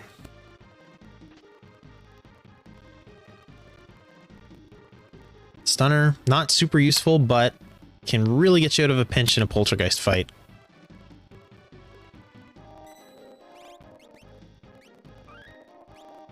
Alright. And then I'm considering whether or not I want to fight the Opera House Dragon at this point. Not exactly sure. Berserk would be a nice thing to use here. I sort of went against the thing I said I was doing before in terms of like weight tricking properly. But, oh well.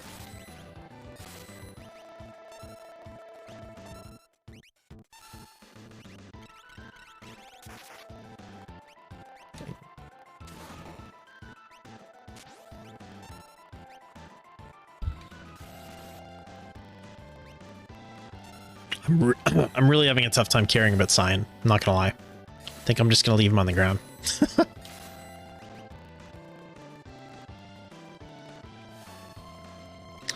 The fact that Ice 2 is my only kind of castable right now is part of why I have the Magic Pow +2 on her. Although she will be, again, swinging that Atma weapon. Very likely. Maybe two of them, maybe not. Situational. We'll see. It's really hard to keep that dual wielding user alive. And there's a Ragnarok. Okay, so Ragnarok. Only Terra. That was your chance, Cyan. That was your chance. Alright, so now I'm spiraling. Love me some Ragnarok. Only Terra can use it. Do I Gauntlet Terra and swing the Ragnarok? Ooh, look, another Gauntlet. Sabin's there. Sabin has horrible equipables, but I'm going to see if he can use the Ragnarok or the Atma weapon. If he can use the Atma weapon, I'm going to make him my offering Atma weapon user, and I'm going to Gauntlet Terra with the Ragnarok. The only good thing about Sabin is he's got lots of checks, which is good and bad. Some of them are peakable, though. When I only need one more Esper, it's kind of a good thing. What are your stats, Sabin? He's got health, super low magic power, but he's got health, which is good. We're going to leave. Actually, sorry, one. Bad menuing incoming. We're going to bring you to life. Now we're going to leave. I need to check equipables. So, Ragnarok, still only Terra. Atma weapon, still only Terra. Pretty unfortunate.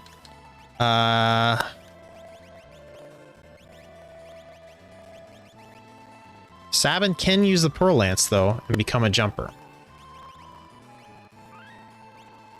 So, something to consider.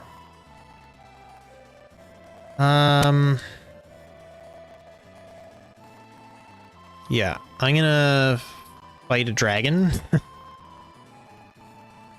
gonna really try to remember to get myself that offering. Actually, do I need it?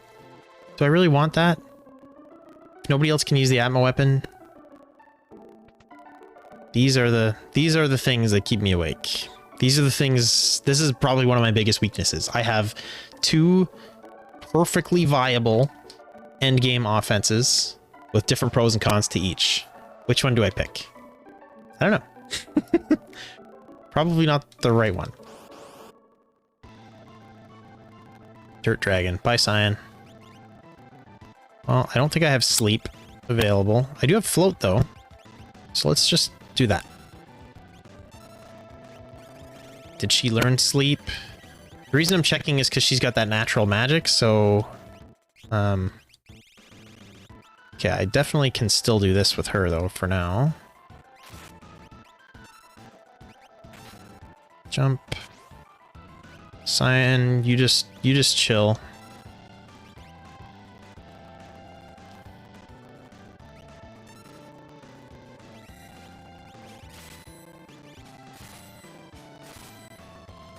Quadra Slice is starting to do some pretty nice damage, which is good.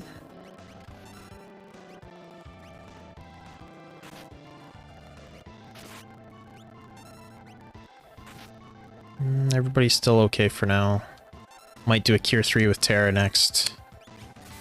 Just to play it safe.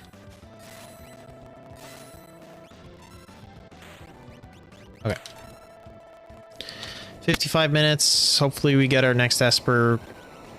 Hopefully it's very quick to get this next Esper, and then we can just go. And then we're in the tower before an hour, which is nice.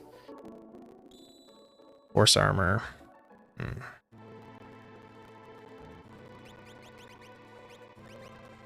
Yeah, I think I'm just gonna go Gauntlet. Gonna go Gauntlet and Hero Ring. Give you the Atlas Armlet. Gauntlet, Hero Ring, and we'll go Ragnarok with her. And I'm just gonna forego that offering. Sorry, bad menuing again.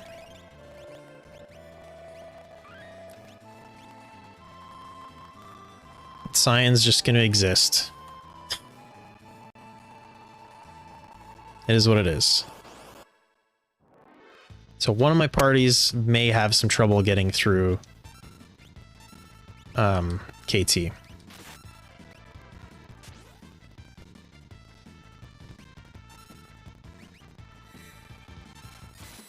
So I'll probably do Setzer, Cyan down path 1, Terra solo path 2, Gao path 3.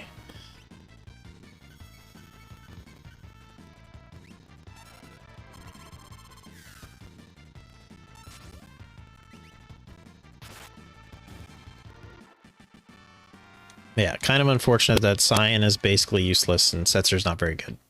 I probably could have made Setzer a bit better with some better magic, but we'll just kind of fumble through here. Siren. Hey, Siren's nice. Let's just go to the Kefka's tower. There's a save point right there. We get in the tower before an hour, so we're on okay pace. I usually give myself, if things are going well, it's like a 20 to 25 minute Kefka's tower, so we're looking at like a 120 something, which is decent. We said Gao path 3, we said Setzer and Cyan path 1, we'll go Terra with you, and Gao, I'm just leaving Gao solo.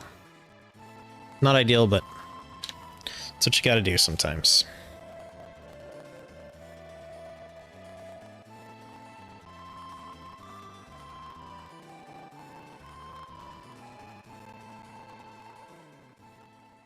The reason I don't take Umar with me is because there's not really any point to bringing him, honestly. Yeah, he'll do a little bit of damage, but he's not leveled up with the rest of the party. Okay, so one thing to note here, you drop into Kefka's tower, the people in the third party, you want them to go first. You want to bring them and fight Inferno, because if for some reason that fight can't get through Inferno and you need to warp out of the tower, it's a lot better that you figure that out now or as early as possible before you've already run half the maze with parties 1 and 2. So definitely go to party 3 first and go get that Inferno fight out of the way right away. And don't run into that stupid thing. I generally don't loot Kefka's tower, maybe a little bit for the chests that are like a few steps off the way, but generally I'm not looting Kefka's tower. One thing I didn't mention, but I bought them much earlier in the seed, if you'll remember, is tents and sleeping bags. Right? You want tents and sleeping bags for Kefka's tower.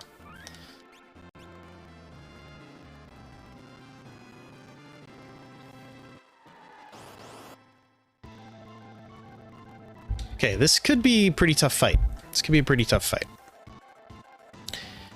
It's got the snow muffler on. I could probably give him the ice shield if necessary, and he'll be much more likely to stay alive. But we'll see what happens. We'll see how this goes. I forgot to take the Moogle Charm off of him, which is a pretty common mistake that I'll make in solo situations like this. But yeah, the tile before you fight a boss like this, take off the Moogle Charm on a solo character, put back on that Atlas Armlet. He'd probably be swinging for like 2,000 a swing right now, which is another 2,000 a turn, which, you know, can make a pretty big difference. If I get hit with something else after this, I'm really going to consider healing, so that's going to be my Sword Tech 5.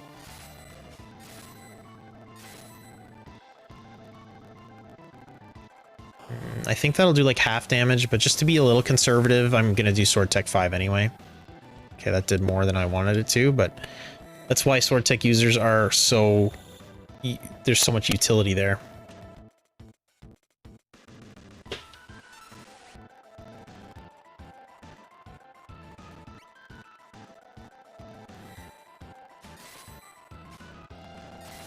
Yeah, that Cyan Setzer path is gonna be fun. It's gonna be potentially dicey. A merit award somewhere would have been nice, because then I could have Atma weaponed somebody. If I run into a Tritalk or a I'm really nervous about that path. If I run into a Tritalk or a Magimaster on their path, I basically have to warp out. I don't really have anything I can do with them. Setzer's just got steel. I don't have any like flare type abilities available. Cyan's already got the... yeah. Technically I could jump with something else, but neither of them can equip the Atma weapon, which would be nice. So this is really...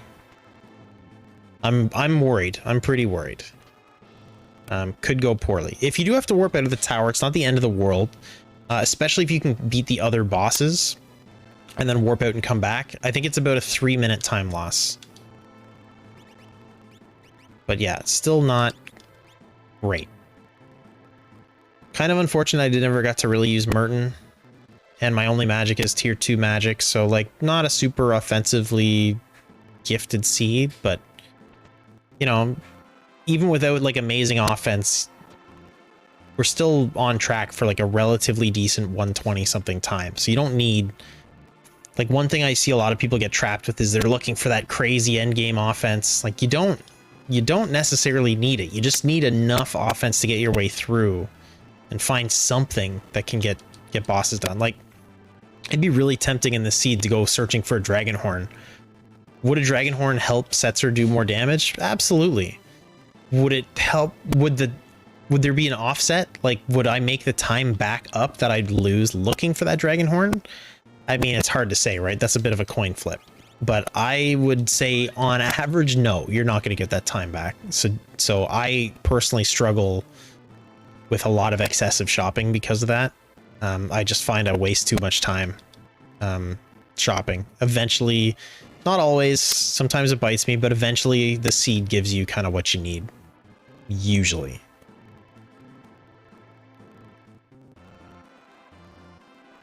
One thing I gotta be careful with here, okay. I haven't fought Doomgaze yet, so I have to be a little bit careful with my levels, because if Gao's going solo into a Doomgaze fight, he can't be level 40. Or 35, or any multiple of 5, so just something to consider. Right now I'm hoping whatever path these guys take is like a nice fat Ultros fight or something. That would be nifty. That would be great. This is the scariest part of most seeds for me, honestly. Because I'm a long way away from my last save. And so losing on the first fight of the Gauntlet can be a massive time suck. So a little scary. Little scary. Actually might give Gao a force shield here. Because if I do run into something that's going to start casting Doom and he's like the only one around, I want to up my magic evades so I have the best chance of not getting hit with a single doom thing to kill me. So I've got wicked physical defense from that snow muffler, so we're putting the force shield on him.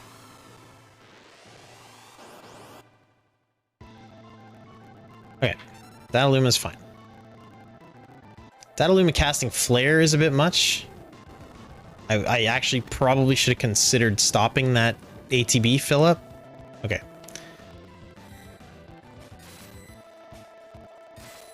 I still forgot to put the Moogle Charm back on Gao.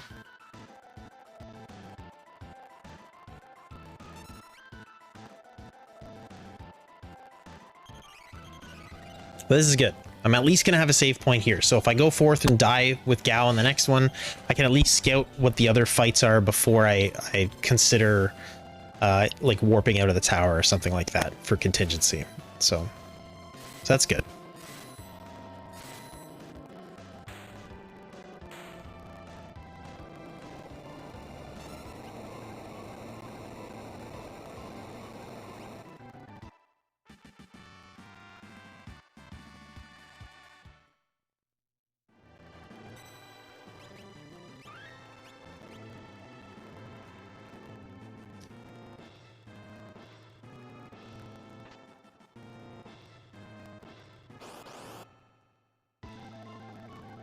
Okay.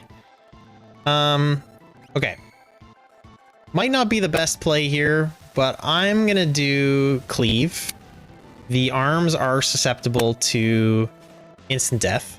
Now, this is gonna provoke Inferno to actually potentially do something really dangerous. Like, whatever would take the position of like a meteor cast. But I did it because I want Sword Tech 7 to focus Inferno. That may not have been the best play, but it's what I'm doing. But he could hit me with something pretty big now. Okay, not that though. So that's good.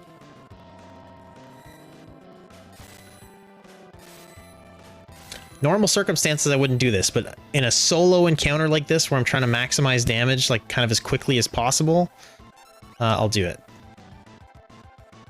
Okay, even though one of the arms came back, I'm still just gonna try and get through this. That's just really bad luck.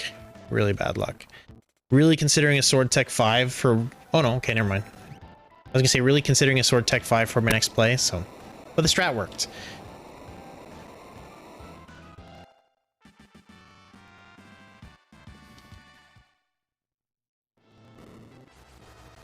Alright, so Gao Path done, that's good.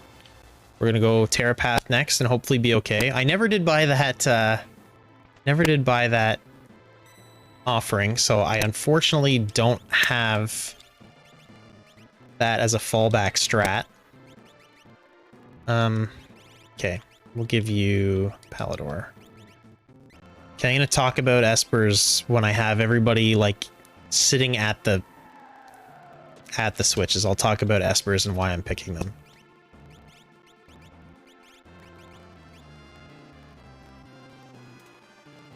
Oh, not you.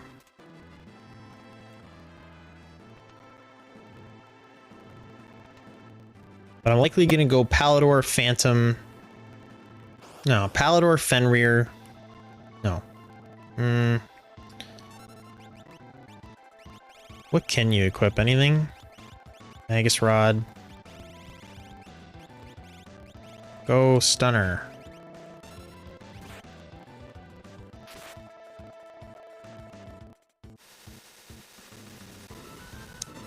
Alright, well, she's not doing nearly enough damage, so offering Atma Weapon was clearly the play there, but that's okay.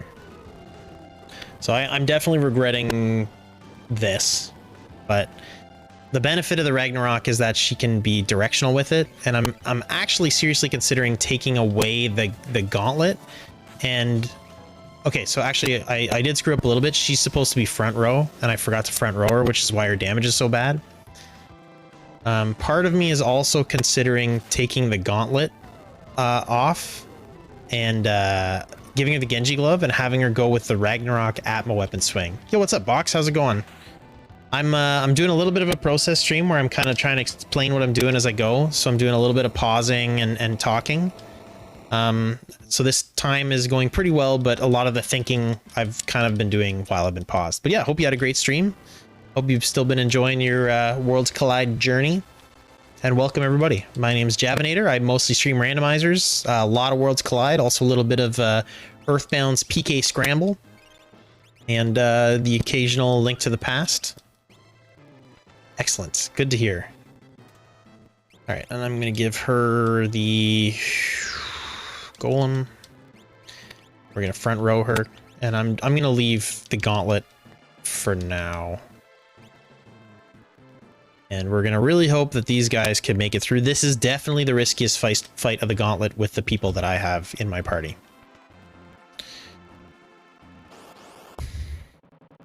Oh, okay. This is fine. This should be fine. Cyan is literally, though, useless. So I'm actually just going to have him chill.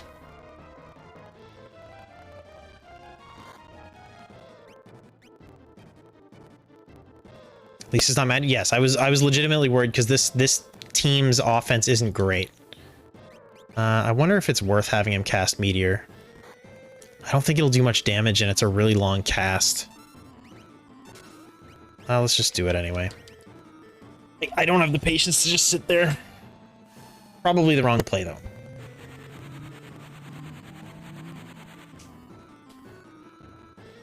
I mean, it's damage. It's damage. I think if I cast it while Setzer is in the air, it's worth it. Because the ATB bars are still moving. Okay, Cyan's actually probably dead here. Not quite.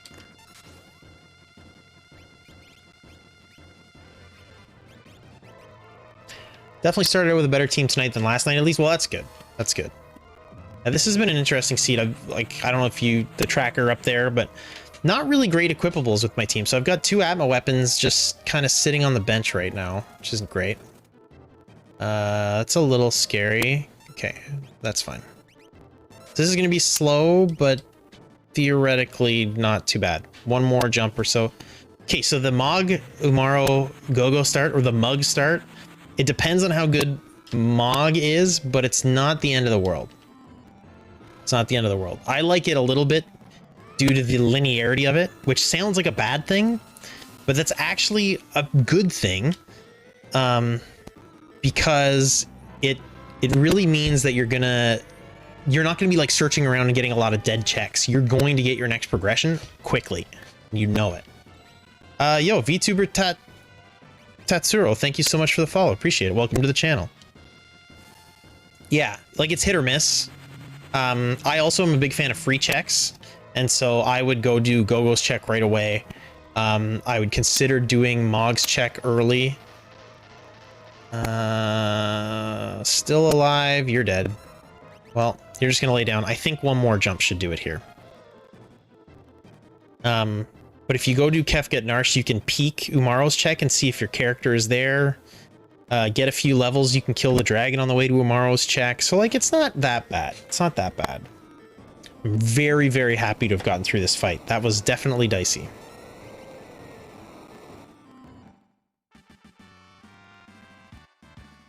Alright, so our 113 Kefka fight's usually like 10 plus minutes or so, so we're on pace for like a 125-ish, which is okay. Definitely not my best seed, definitely not my worst seed.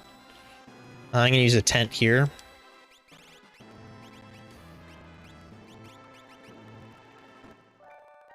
That's a tough call. I would have to think about that. Probably... Here, let me... Sorry, I'm gonna have to okay, let me think about it. Pause the timer. So, we're starting team off the top of my head without thinking about it too much. It's probably something like a Strago... like a Strago... Umaro... Maybe like a Strago Umaro Gogo. The reason I don't like it is because Strago checks are difficult, or time consuming. Gogo's usually got bad stats and you can't control Umaro. So like honestly, the mug start isn't great, but the benefit of it is that, you know, progression is likely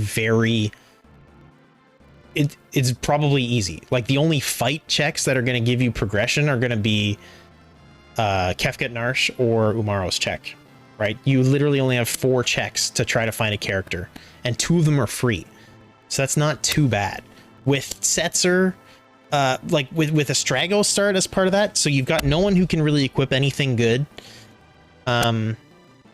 Yeah, you can grind on Burning House, but if it's bad mobs or like the boss is bad, it takes you a long time to get there to figure it out, so huge risk there.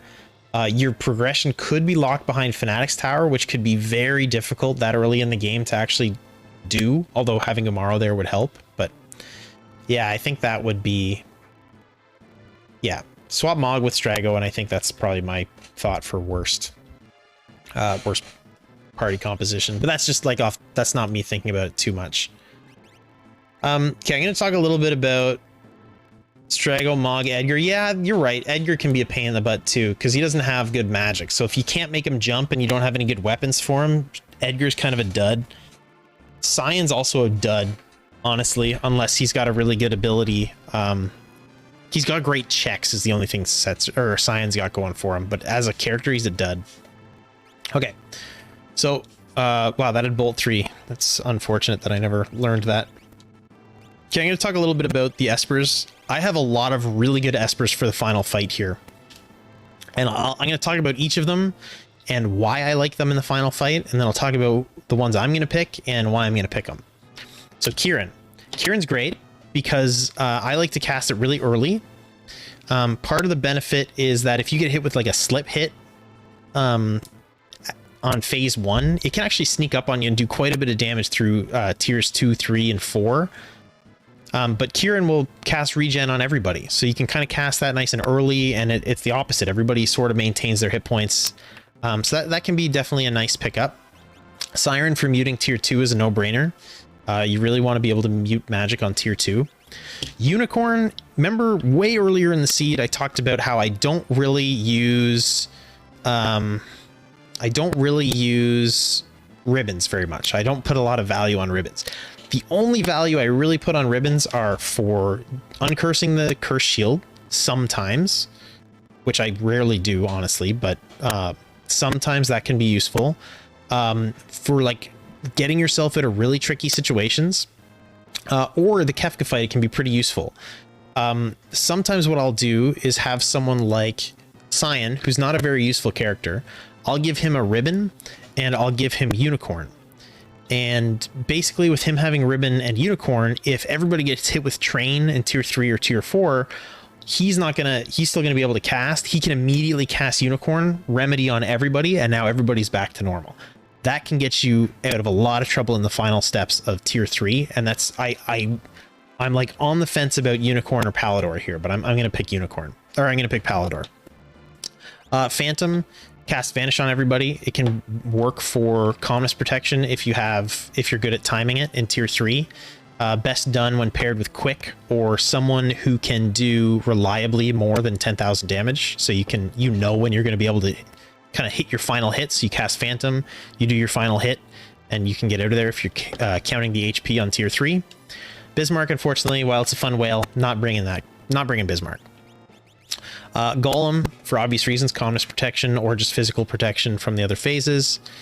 Zone Seek is surprisingly useful if you don't have any other better options. Zone Seek, again, casts like Safe and Shell, which halves the damage of Goner. So honestly, tier 4, it can really help you. It halves the damage, the dangerous physicals you're taking from tier 1, halves the damage from 10 hits. Zone Seek is big, it can really help you out, honestly. So Zone Seek, definitely consider bringing that along. Fenrir, again, calmness protection, pretty obvious choice. Palador. So I'm going to try and set this up, assuming my Palador user doesn't die. But I'm going to put my Palador user at the bottom of my queue. I think it's Gao. I'm probably going to check it before I go into the fight just to make sure, but I'm going to put him at the bottom of the order. And so when you get to tier 4, one of the scariest things Kefka's going to do is cast Fallen One. So what you can do is you can use Palador to jump your whole party out of the way. You can also queue up their next attacks if you're feeling spicy. But you'll jump everybody out of the way, and then Fallen One will hit no one. So I don't have a Mega Elixir, and I do have Cure 3, but I don't want to waste a turn using it. So I'm actually going to have Palador and Gau, and when I get to tier 4, assuming he's not like hit with Train or something like that, I'm just going to jump away, and everybody's going to be safe from that. Whether that's a smarter play than Unicorn, that's actually a tough call. Unicorn on Cyan is with a ribbon is probably a better play, but this is what I'm doing, so yeah. Okay. That is endgame Espers. I just want to double check. Golem. That means Gau has to have Palador. Okay.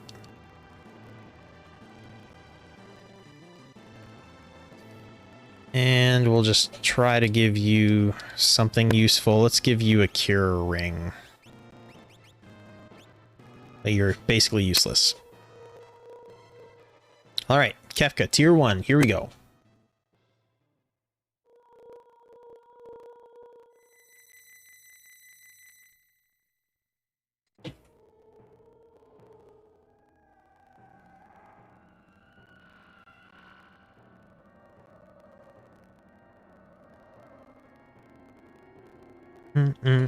Oh. So it's really important to remember your party at this stage. It's actually surprisingly easy to forget your party. Yo, what's up, Tolmar? How's it going? Right, so I want, and the order you want them in, right? So I want Terra, Setzer, Cyan, Gau. Terra, Setzer, Cyan, Gau. Terra, Setzer, Cyan, Gau.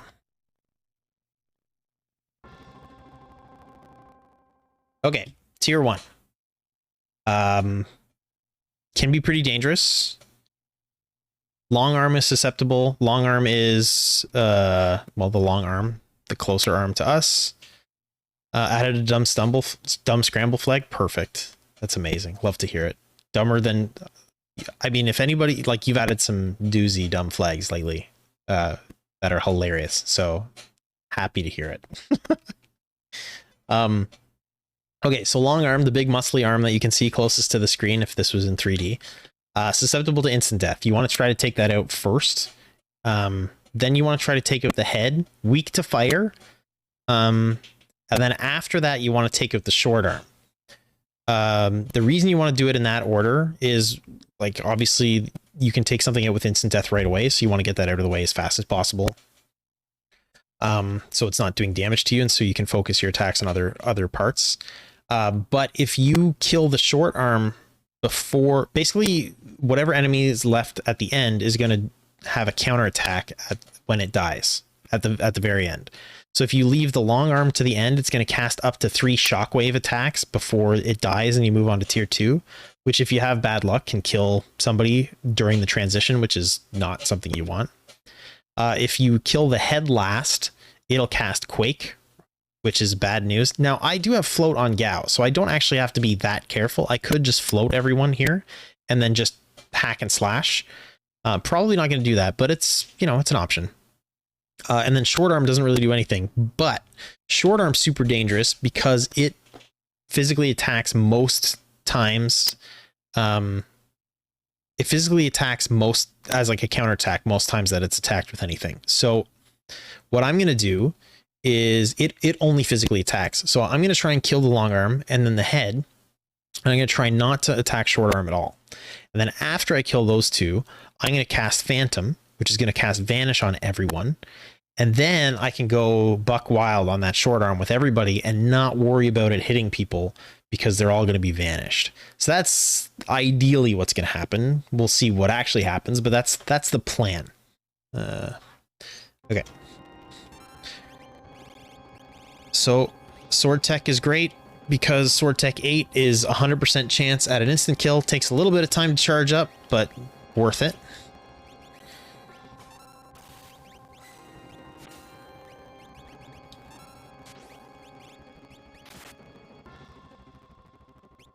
I'm just gonna have Sign defend. He's really useless. Gao's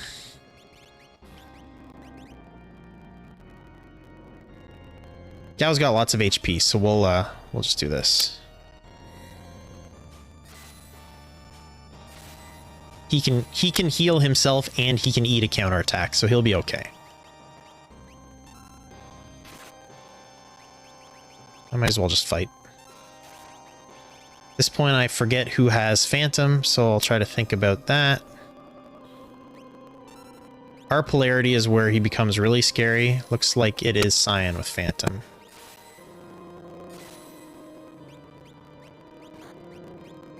Okay. Hopefully the head dies soon.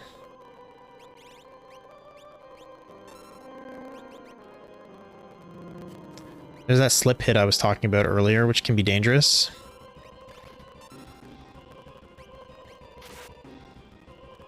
I should row her.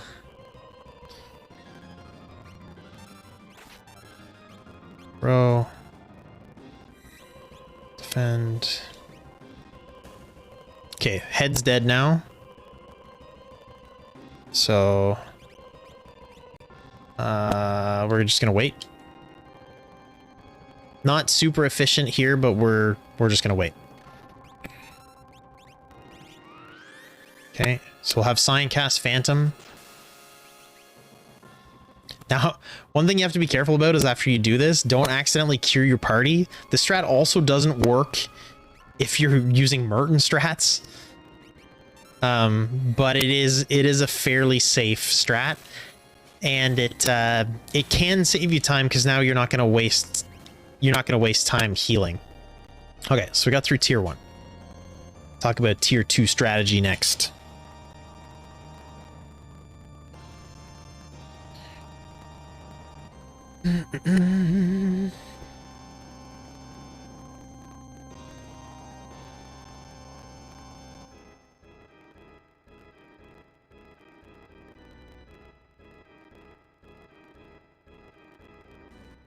Okay, so a couple things to note here. One, you'll notice that every time you change tiers, your entire party's ATB bar is full, which means it's very predictable what order your people are going to be able to go in. Now, you can switch that around with X and Y buttons and play around, but that's why I put Gao at the bottom with Palador for Kefka, thinking ahead. Now, thinking about it, that probably wasn't the best idea because he's got to charge up Sword Tech when I want to use it. So having him at the bottom right now isn't great. I would much rather have Terra and Setzer do some stuff and then have Gao charge up his Sword Tech while they're doing things. So that, you know, I probably should have given him like Golem and given somebody else Palador and put them at the bottom, but you know, it's all good. It's just that definitely would have been something to help. So overall strategy here. So there's 4 enemies in tier 2 from left to right. They are Magic, Tools, Hit, and Tiger. So different people have different names for them. That's how I know them. So important things. Magic can be muted. You want to try to mute Magic as soon as possible to mitigate the damage. Then, as soon as possible, you want to use an instant death to kill Tools. If you can. If you can't, he's weak to Bolt, and you do that. After you've done that, Tiger is weak to ice, and Tiger is who you want to kill because Tiger can be very dangerous. When Tiger gets to a certain HP threshold, which I honestly forget because I'm not very good at this game, something like 10,000, below 10,000, he'll start using Doom Tusk, which zombifies your characters, which can be very dangerous if you have like an offering Valiant Knife user or something like that, because they'll just take out your whole party. So you want to try to fight that as soon as possible. And kill that as soon as possible with big damage stuff to hopefully skip that stage. You'll remember way earlier in the game I talked about buying consumables. This is a big reason why you buy Revivifies. You have to have Revivifies to get yourself out of trouble here. I'll also talk about why Revivifies are important on tier 3, but for now, just Doom Tusk is bad. Another thing I'm going to do with Gao is I'm going to use Sword Tech 6, which is Stunner, because Hit, the blue guy there, who only does physical attacks, can actually be stopped. And Stunner, while it does kind of like AoE magic damage to everybody, also casts Stop. And so in the first few turns, I'm basically going to be able to nullify magic. We're going to kill tools, and we're gonna stop hit, and then we're just going to focus fire on Tiger. Once it's dead, we're only really worried about the final hits from hit and from oh, tools can be stopped too. That's good to know. Thanks, Vic. Also, hey. So then we're going to be left with hit and magic. They're not really going to be doing too much stuff because they're muted and stopped. So we're going to focus fire hit, because when hit dies, he's going to do 10 hits, which is exactly what it sounds like. 10 physical hits randomly distributed amongst the party. Depending on your setup, that can be a really dangerous attack, especially if he focus fires a lot on one person who just doesn't have great physical defense. Honestly, excuse me, this is one of the situations where True Knight is actually a decent relic to have on, because you can protect your weaker party members with someone wearing like a snow muffler or Genji armor or something like that. But the reason I kill him first is because the worst thing that magic can do for its magic counter, or for its death counter, is it's going to cast either dispel, some number of dispels, and quarter. And quarter potentially hits everybody. 3/4 of your health gone. So if you're doing really big AoE or untargeted damage, what can happen is if you kill them both at the same time, or if you kill magic first, he quarters you and then you kill hit. Hit can end up taking out a lot of your characters because they all have like 1/4 of their remaining health if they got hit by that quarter. And then once he's dead, you can't heal everybody and you just transition to tier 3. So that can be horrible. So we're definitely going to really try not to make that happen. The other thing is, and I should have mentioned this going into tier 1, a lot of people have the habit of queuing up a lot of attacks ahead of time in this fight. This fight is where weight tricking really, really matters. And not just weight tricking, but like a lot of what you're doing is reacting to what the enemy is doing, like who's dying, who's getting hit, what damage is being done. Do you have to heal someone? Do you have to remove a condition? Because I could get imped here, for example, right away. So I'm gonna have to. That's why I bought green cherries at the start, literally just for this fight, for the opening attack here, because it could be imp. But yeah, so try not to queue too many things ahead of time. You want to kind of queue 1 or 2 things, and then you kind of want to wait trick and see what happens. And you shouldn't be doing too much stuff ahead of time. You can get yourself in big trouble that way. All right, let's see if I can actually execute any of the stuff I just talked about.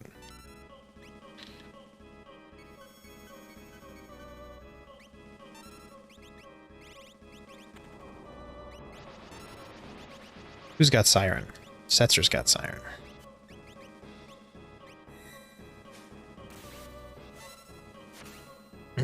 Okay, so there goes tools. There's my silence. We're just gonna have Cyan sit there because he's pretty useless. Now we're gonna use stop. Fire 3 doesn't cast because magic is muted.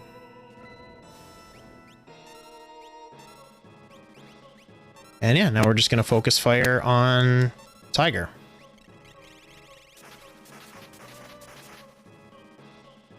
Okay, that's a little unfortunate, because I don't have any fire. You can cast fire on yourself, basically, to kind of get you out of what just happened there. Unfortunately, I'm just going to have to wait it out.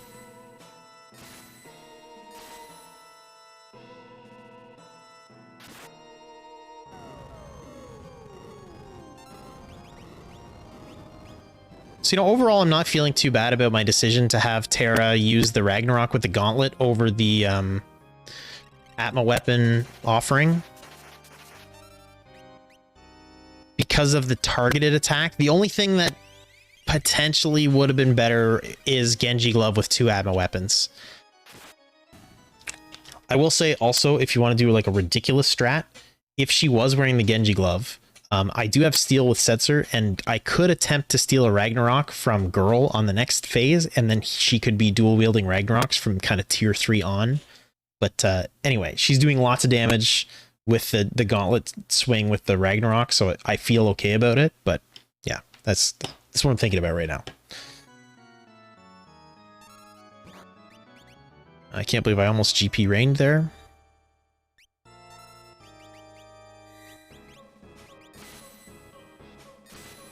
Okay, I gotta watch out now because I'm doing too much damage to magic. And I just accidentally hit. That was an accident.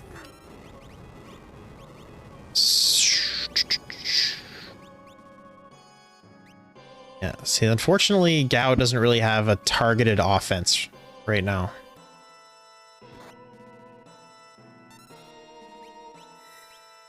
Oh, never mind. That wasn't a mistake. Tiger's dead. So we're good. So we're gonna keep doing this till we proc 10 hits. I'm playing this a little bit conservative. Like, I want to make sure Terra stays alive, and these guys are still frozen. So I'm doing a cure 3 here instead of just attacking.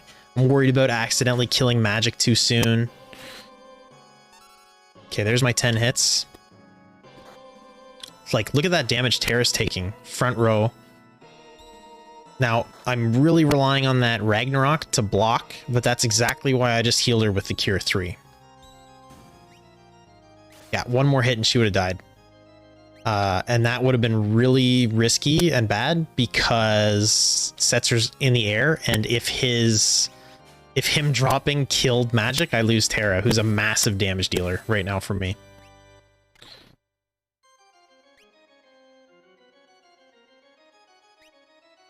Okay, it looks like Quarter missed. Oh no, never mind. Sorry, I thought. Never mind. Don't listen to me.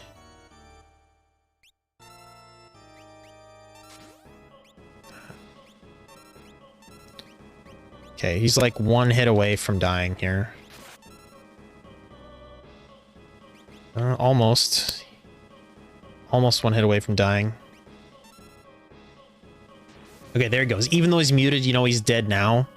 And he didn't cast Quarter because he would have had to cast it before the dispels, so that's good. So, tier 3. Tier 3 is often where people run into big trouble. So we'll talk about tier 3 a little bit.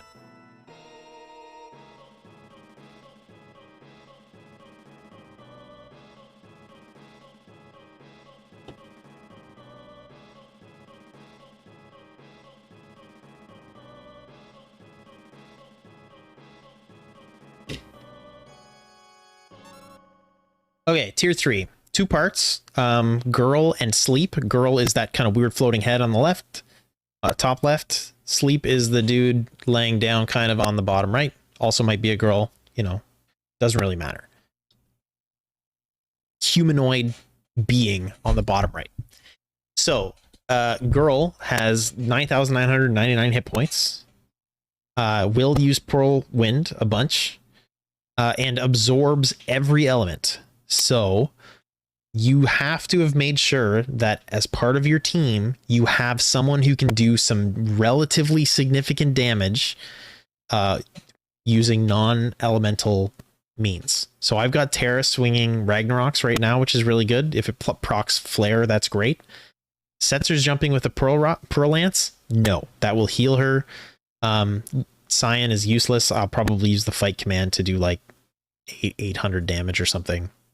And then Gao's sword techs are also a valid, albeit untargeted solution that can hit her.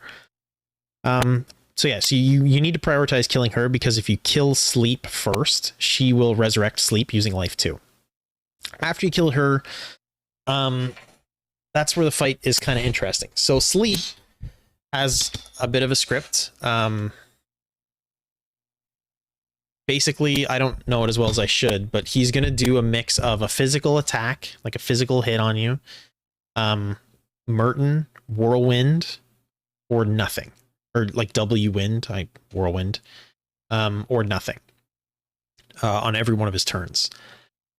He's got about, I'm going to be a little bit wrong on the number, but he's got about 38,000 hit points. So you need to count, because when he's in his last 10,000 hit points, his script changes. He gets way more attacks per turn, like his speed incredibly increases, and he starts having counterattacks to what you do to him. So he's going to start using Meteo, which, if you don't have high magic defense, will do a lot of damage to your whole party. It's relatively easy to avoid with high magic defense. So Gao's got a Force Shield on, Terra's got a Ragnarok. They should do not magic defense, sorry, magic evade. They should do a pretty good job of evading that. If one of the other two guys has an Aegis shield, they might also do a relatively okay job at evading it. Or they'll use Train, which can be really bad because it gives you basically blind and mute. So you need to use remedies or echo screens to clear that, or eye drops. I never buy eye drops, but technically eye drops as well. Like Terra, for example, becomes totally useless when she's blind. I'm not really rocking a caster right now, but obviously you lose the ability to, say, do your calmness protection. So which brings me to the next thing. After you kill Sleep, it has an attack that it uses called Calmness. Calmness is an instant death physical attack. So there are things that prevent you from being vulnerable to instant death in the game, like Memento Ring or Safety Bit. But those things only work against instant death, like spells or effects. They don't work against a physical hit that just kills you, which is what Calmness is. So what you actually need to block Calmness is high physical evade, or something like image status or golem or vanish status to avoid it. So what we're going to do, that's why we have Golem. Golem is on, I think, Terra. So Golem basically summons this Golem, and then it has this hand that blocks physical attacks. But the amount of HP that hand can absorb depends on the HP of the caster. So I'm pretty sure I've got Golem on Terra, and she's only got 368 HP. So before I cast Golem with her, I'm going to want to make sure that she's healed up full. If she dies, Cyan's got life too, so we can bring her up. But yeah, so that's pretty much the plan. What I'm going to try to do is I'm going to try to count HP that I'm doing to Sleep. And then because Gao can do so much damage, basically back to back Terra Gao, if I'm near the last 10,000 HP, I should be able to kill it, at most taking like one Meteo, or Train if I do it properly. So we're going to try to count and intentionally do that. If you get into trouble, which happens a lot, and this kills a lot of runs, is when he's doing his Meteo counters and you're trying to keep everybody alive and they just keep dying and dying.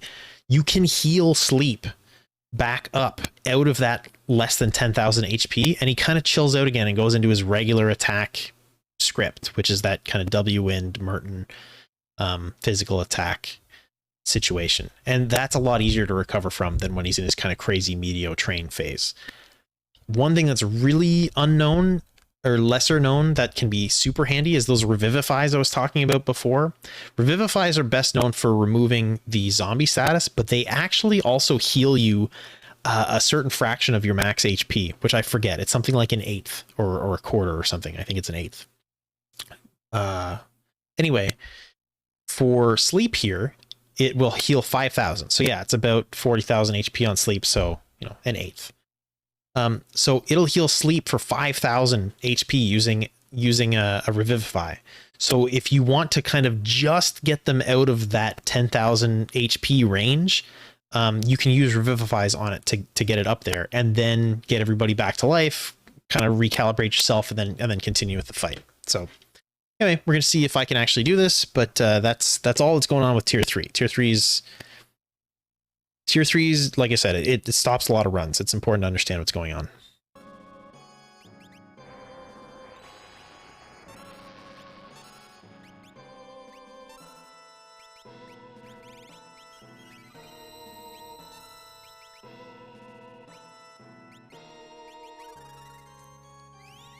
Okay, that's my busted controller, which absolutely was supposed to be cast on everyone. So that was a whoops. That tier 3 was supposed to hit everybody.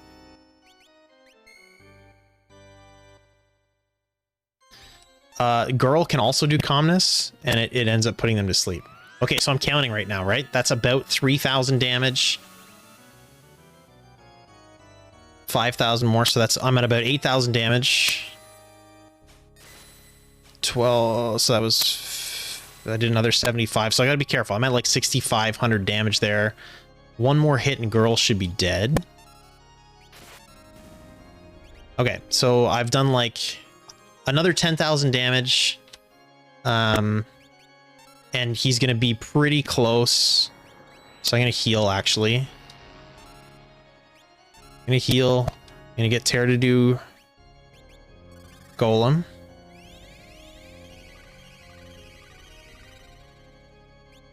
I wish she had more HP, but it'll just have to do. You just keep living your life there, Cyan. Jump with Setzer.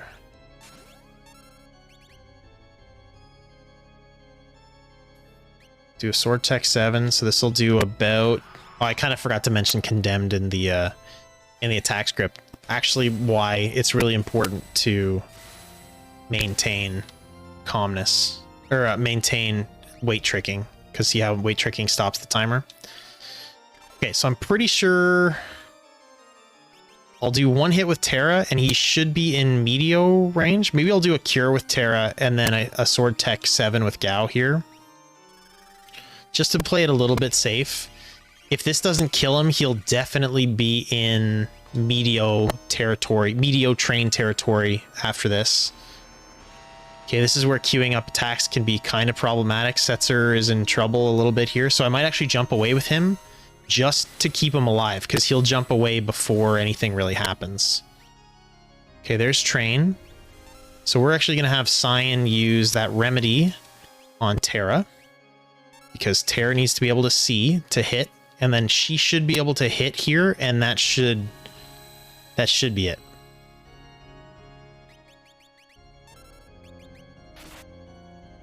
There's Calmness, and there's the Golem. Right, so that's tier 3. That went pretty okay. It could have gone a lot faster. Like, it's kind of hard. You have to put the brakes on your offense a little bit sometimes, because recovering from that can take a lot more time than just being a little bit conservative in your approach sometimes. So now I'm going to do the Palador thing I was talking about earlier. This is also a good point where you want to break shields. If you have any elemental shields on anybody, you can break them on Kefka here for pretty big damage, and it can be pretty effective. So, big things about Kefka is when Kefka gets low on HP, he'll start doing some counters. Havoc Wings and Hyperdrives, and then when he's below 10,000 HP, he can counter with Ultima, which is pretty scary. Super important not to queue up too many attacks here against Kefka because of that. So what happens is the first, you kind of get a free round of attacks on him at first, and then he uses Fallen One, unless you do over, I think, 30,000 HP, and then you'll proc Goner. And then so he'll charge up Goner, which is this cool looking attack that doesn't do that much damage, but it's not going to miss you, and it'll still do enough damage that you got to consider recovering from it. And then, so you got to be careful. If you've done a lot of damage and you're nervous about proccing counters like Havoc Wing and Ultima, you'll see a lot of runners actually just wait and do nothing while they wait for Kefka to charge up Goner again, and then attack during Goner, because Kefka can't counter during Goner. The other thing to consider if you want to be a little more aggressive is if you have more than one person standing, an unscaled Kefka's Ultima will do something like 2,300 damage. So if I think I'm like pretty close, like if he's in Ultima counter range and I've got Gao here who can do 10,000 HP per hit and he's sitting at 3,000 HP, technically he can eat an Ultima and it's not a huge issue. Now that said, the Ultima is a counter. So if he does that, eats an Ultima, Kefka can then swing around and immediately do like a Havoc Wing or a physical attack or a Hyperdrive or something like that, and then kill him right after the Ultima, which is what makes people get really mad at Kefka. But yeah, if you're really close and you're playing it aggressive and you've got some mitigating factors and you think you can eat an Ultima, because he's not going to counter with it every time, you can play it a little bit risky and kind of go for it. So, okay, Kefka stuff.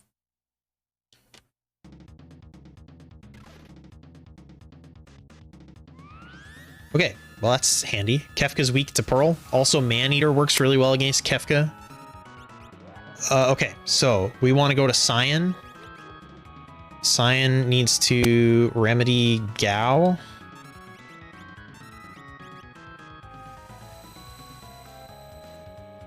Stupid train. Gao is going to use Palador. Terra's going to queue up a hit. And Setzer's going to queue up a jump. So we dodge this. Fallen one comes out, hits nobody.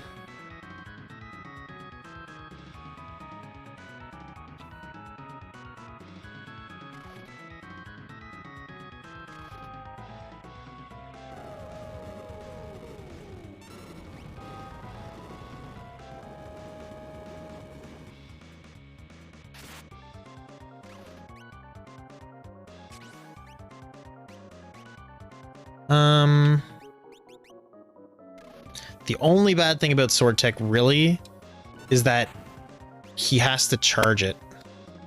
Okay, that's why we kept Useless Sign around. He sucks, but he does have Life 2. Okay, I'm queuing a little bit too much ahead. I should have waited here. He's gonna proc Goner soon, though. Okay, it's like he knows what I'm doing, which is really annoying.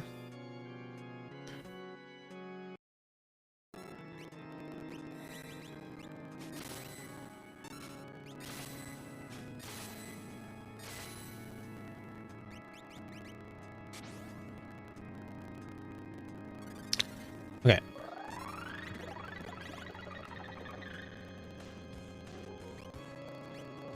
There's Goner. Yeah, that's the only bad thing about Sword Tech is, like, while it's charging, Kefka can do some pretty nasty stuff.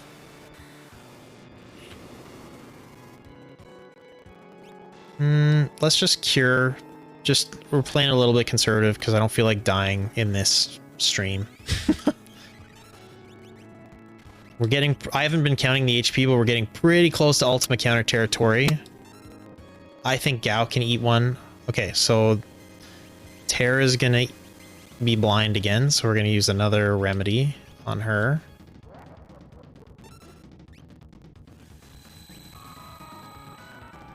I want to jump away with Setzer again, because jumping away with Setzer kind of keeps him safe. Okay, that's pretty bad luck. Pretty bad luck. But that's why we kept signing around with his life too. But the double Havoc Wing is a run killer for sure. Well, there's the Ultima. So I'm actually might die here. I might die.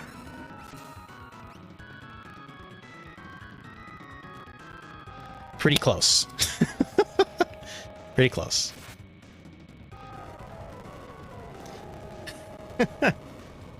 That's not playing conservative. That's where jump can get you in a little bit of trouble.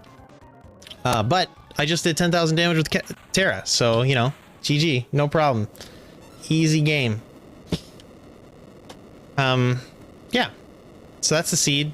That's kind of an example of how not to do End of Kefka. That was way dicier than it needed to be, but I'm actually kind of glad he did Ultima because it was a good, like, demonstration of not queuing things ahead of time and stuff like that. So I got a 129.28, which for me is like, it's okay. Like, it's not a bad time. It's not what I would think is like a great time for me. But, you know, the offense was kind of janky. I was spending a lot of time explaining stuff, so I'm relatively happy with it. So yeah, I hope that was helpful. Victor, thank you. Double Down, thank you. Yeah, I'll have to do a little bit of editing because I was having some technical difficulties before, and apparently my game sound is all warbly, so I apologize for that for anybody listening. But yeah, I'll throw this up on YouTube, and we'll throw a link in the Discord. The box came in earlier and dropped a big fat raid, and I've got lots of viewers right now, so that's pretty cool. So I'll just say anybody who's really interested in this, go check out Worlds Collide, ff6wc.com. On that page near the top, there's a link to a Discord. Join it. Super friendly, awesome people there who love this game, love talking about this game, and love helping people learn the game. So yeah, come on by. And thanks for watching. Yeah, that was fun. I said a lot. I'm gonna hate myself when I listen to this back and I keep hearing myself say but too bad. That's the cost of the tutorial. Okay, so let's find somebody to maybe throw a nice little raid to, maybe. What do you think? Let's see if anybody out there is playing some Worlds Collide. we can go into their channel and drop a whole bunch of knowledge. Let's go to Sato Kiaba's stream. Sato is a very good runner. Definitely in the top tier, I would say. He is actually going to be at Games Done Quick, GDQ, coming up in, I think, July. Him and Jexrock are going to be running a race, and so he's practicing that flag set right now. So definitely go check him out. He's probably one of the best... Oops, my desktop audio is playing his stream. So anyway, that's... Or no, it's playing. Never mind. So sorry about that. Anyway, we're going to cut that out of the VOD. But yeah, definitely check him out. He's great at explaining the game, explaining what he's doing.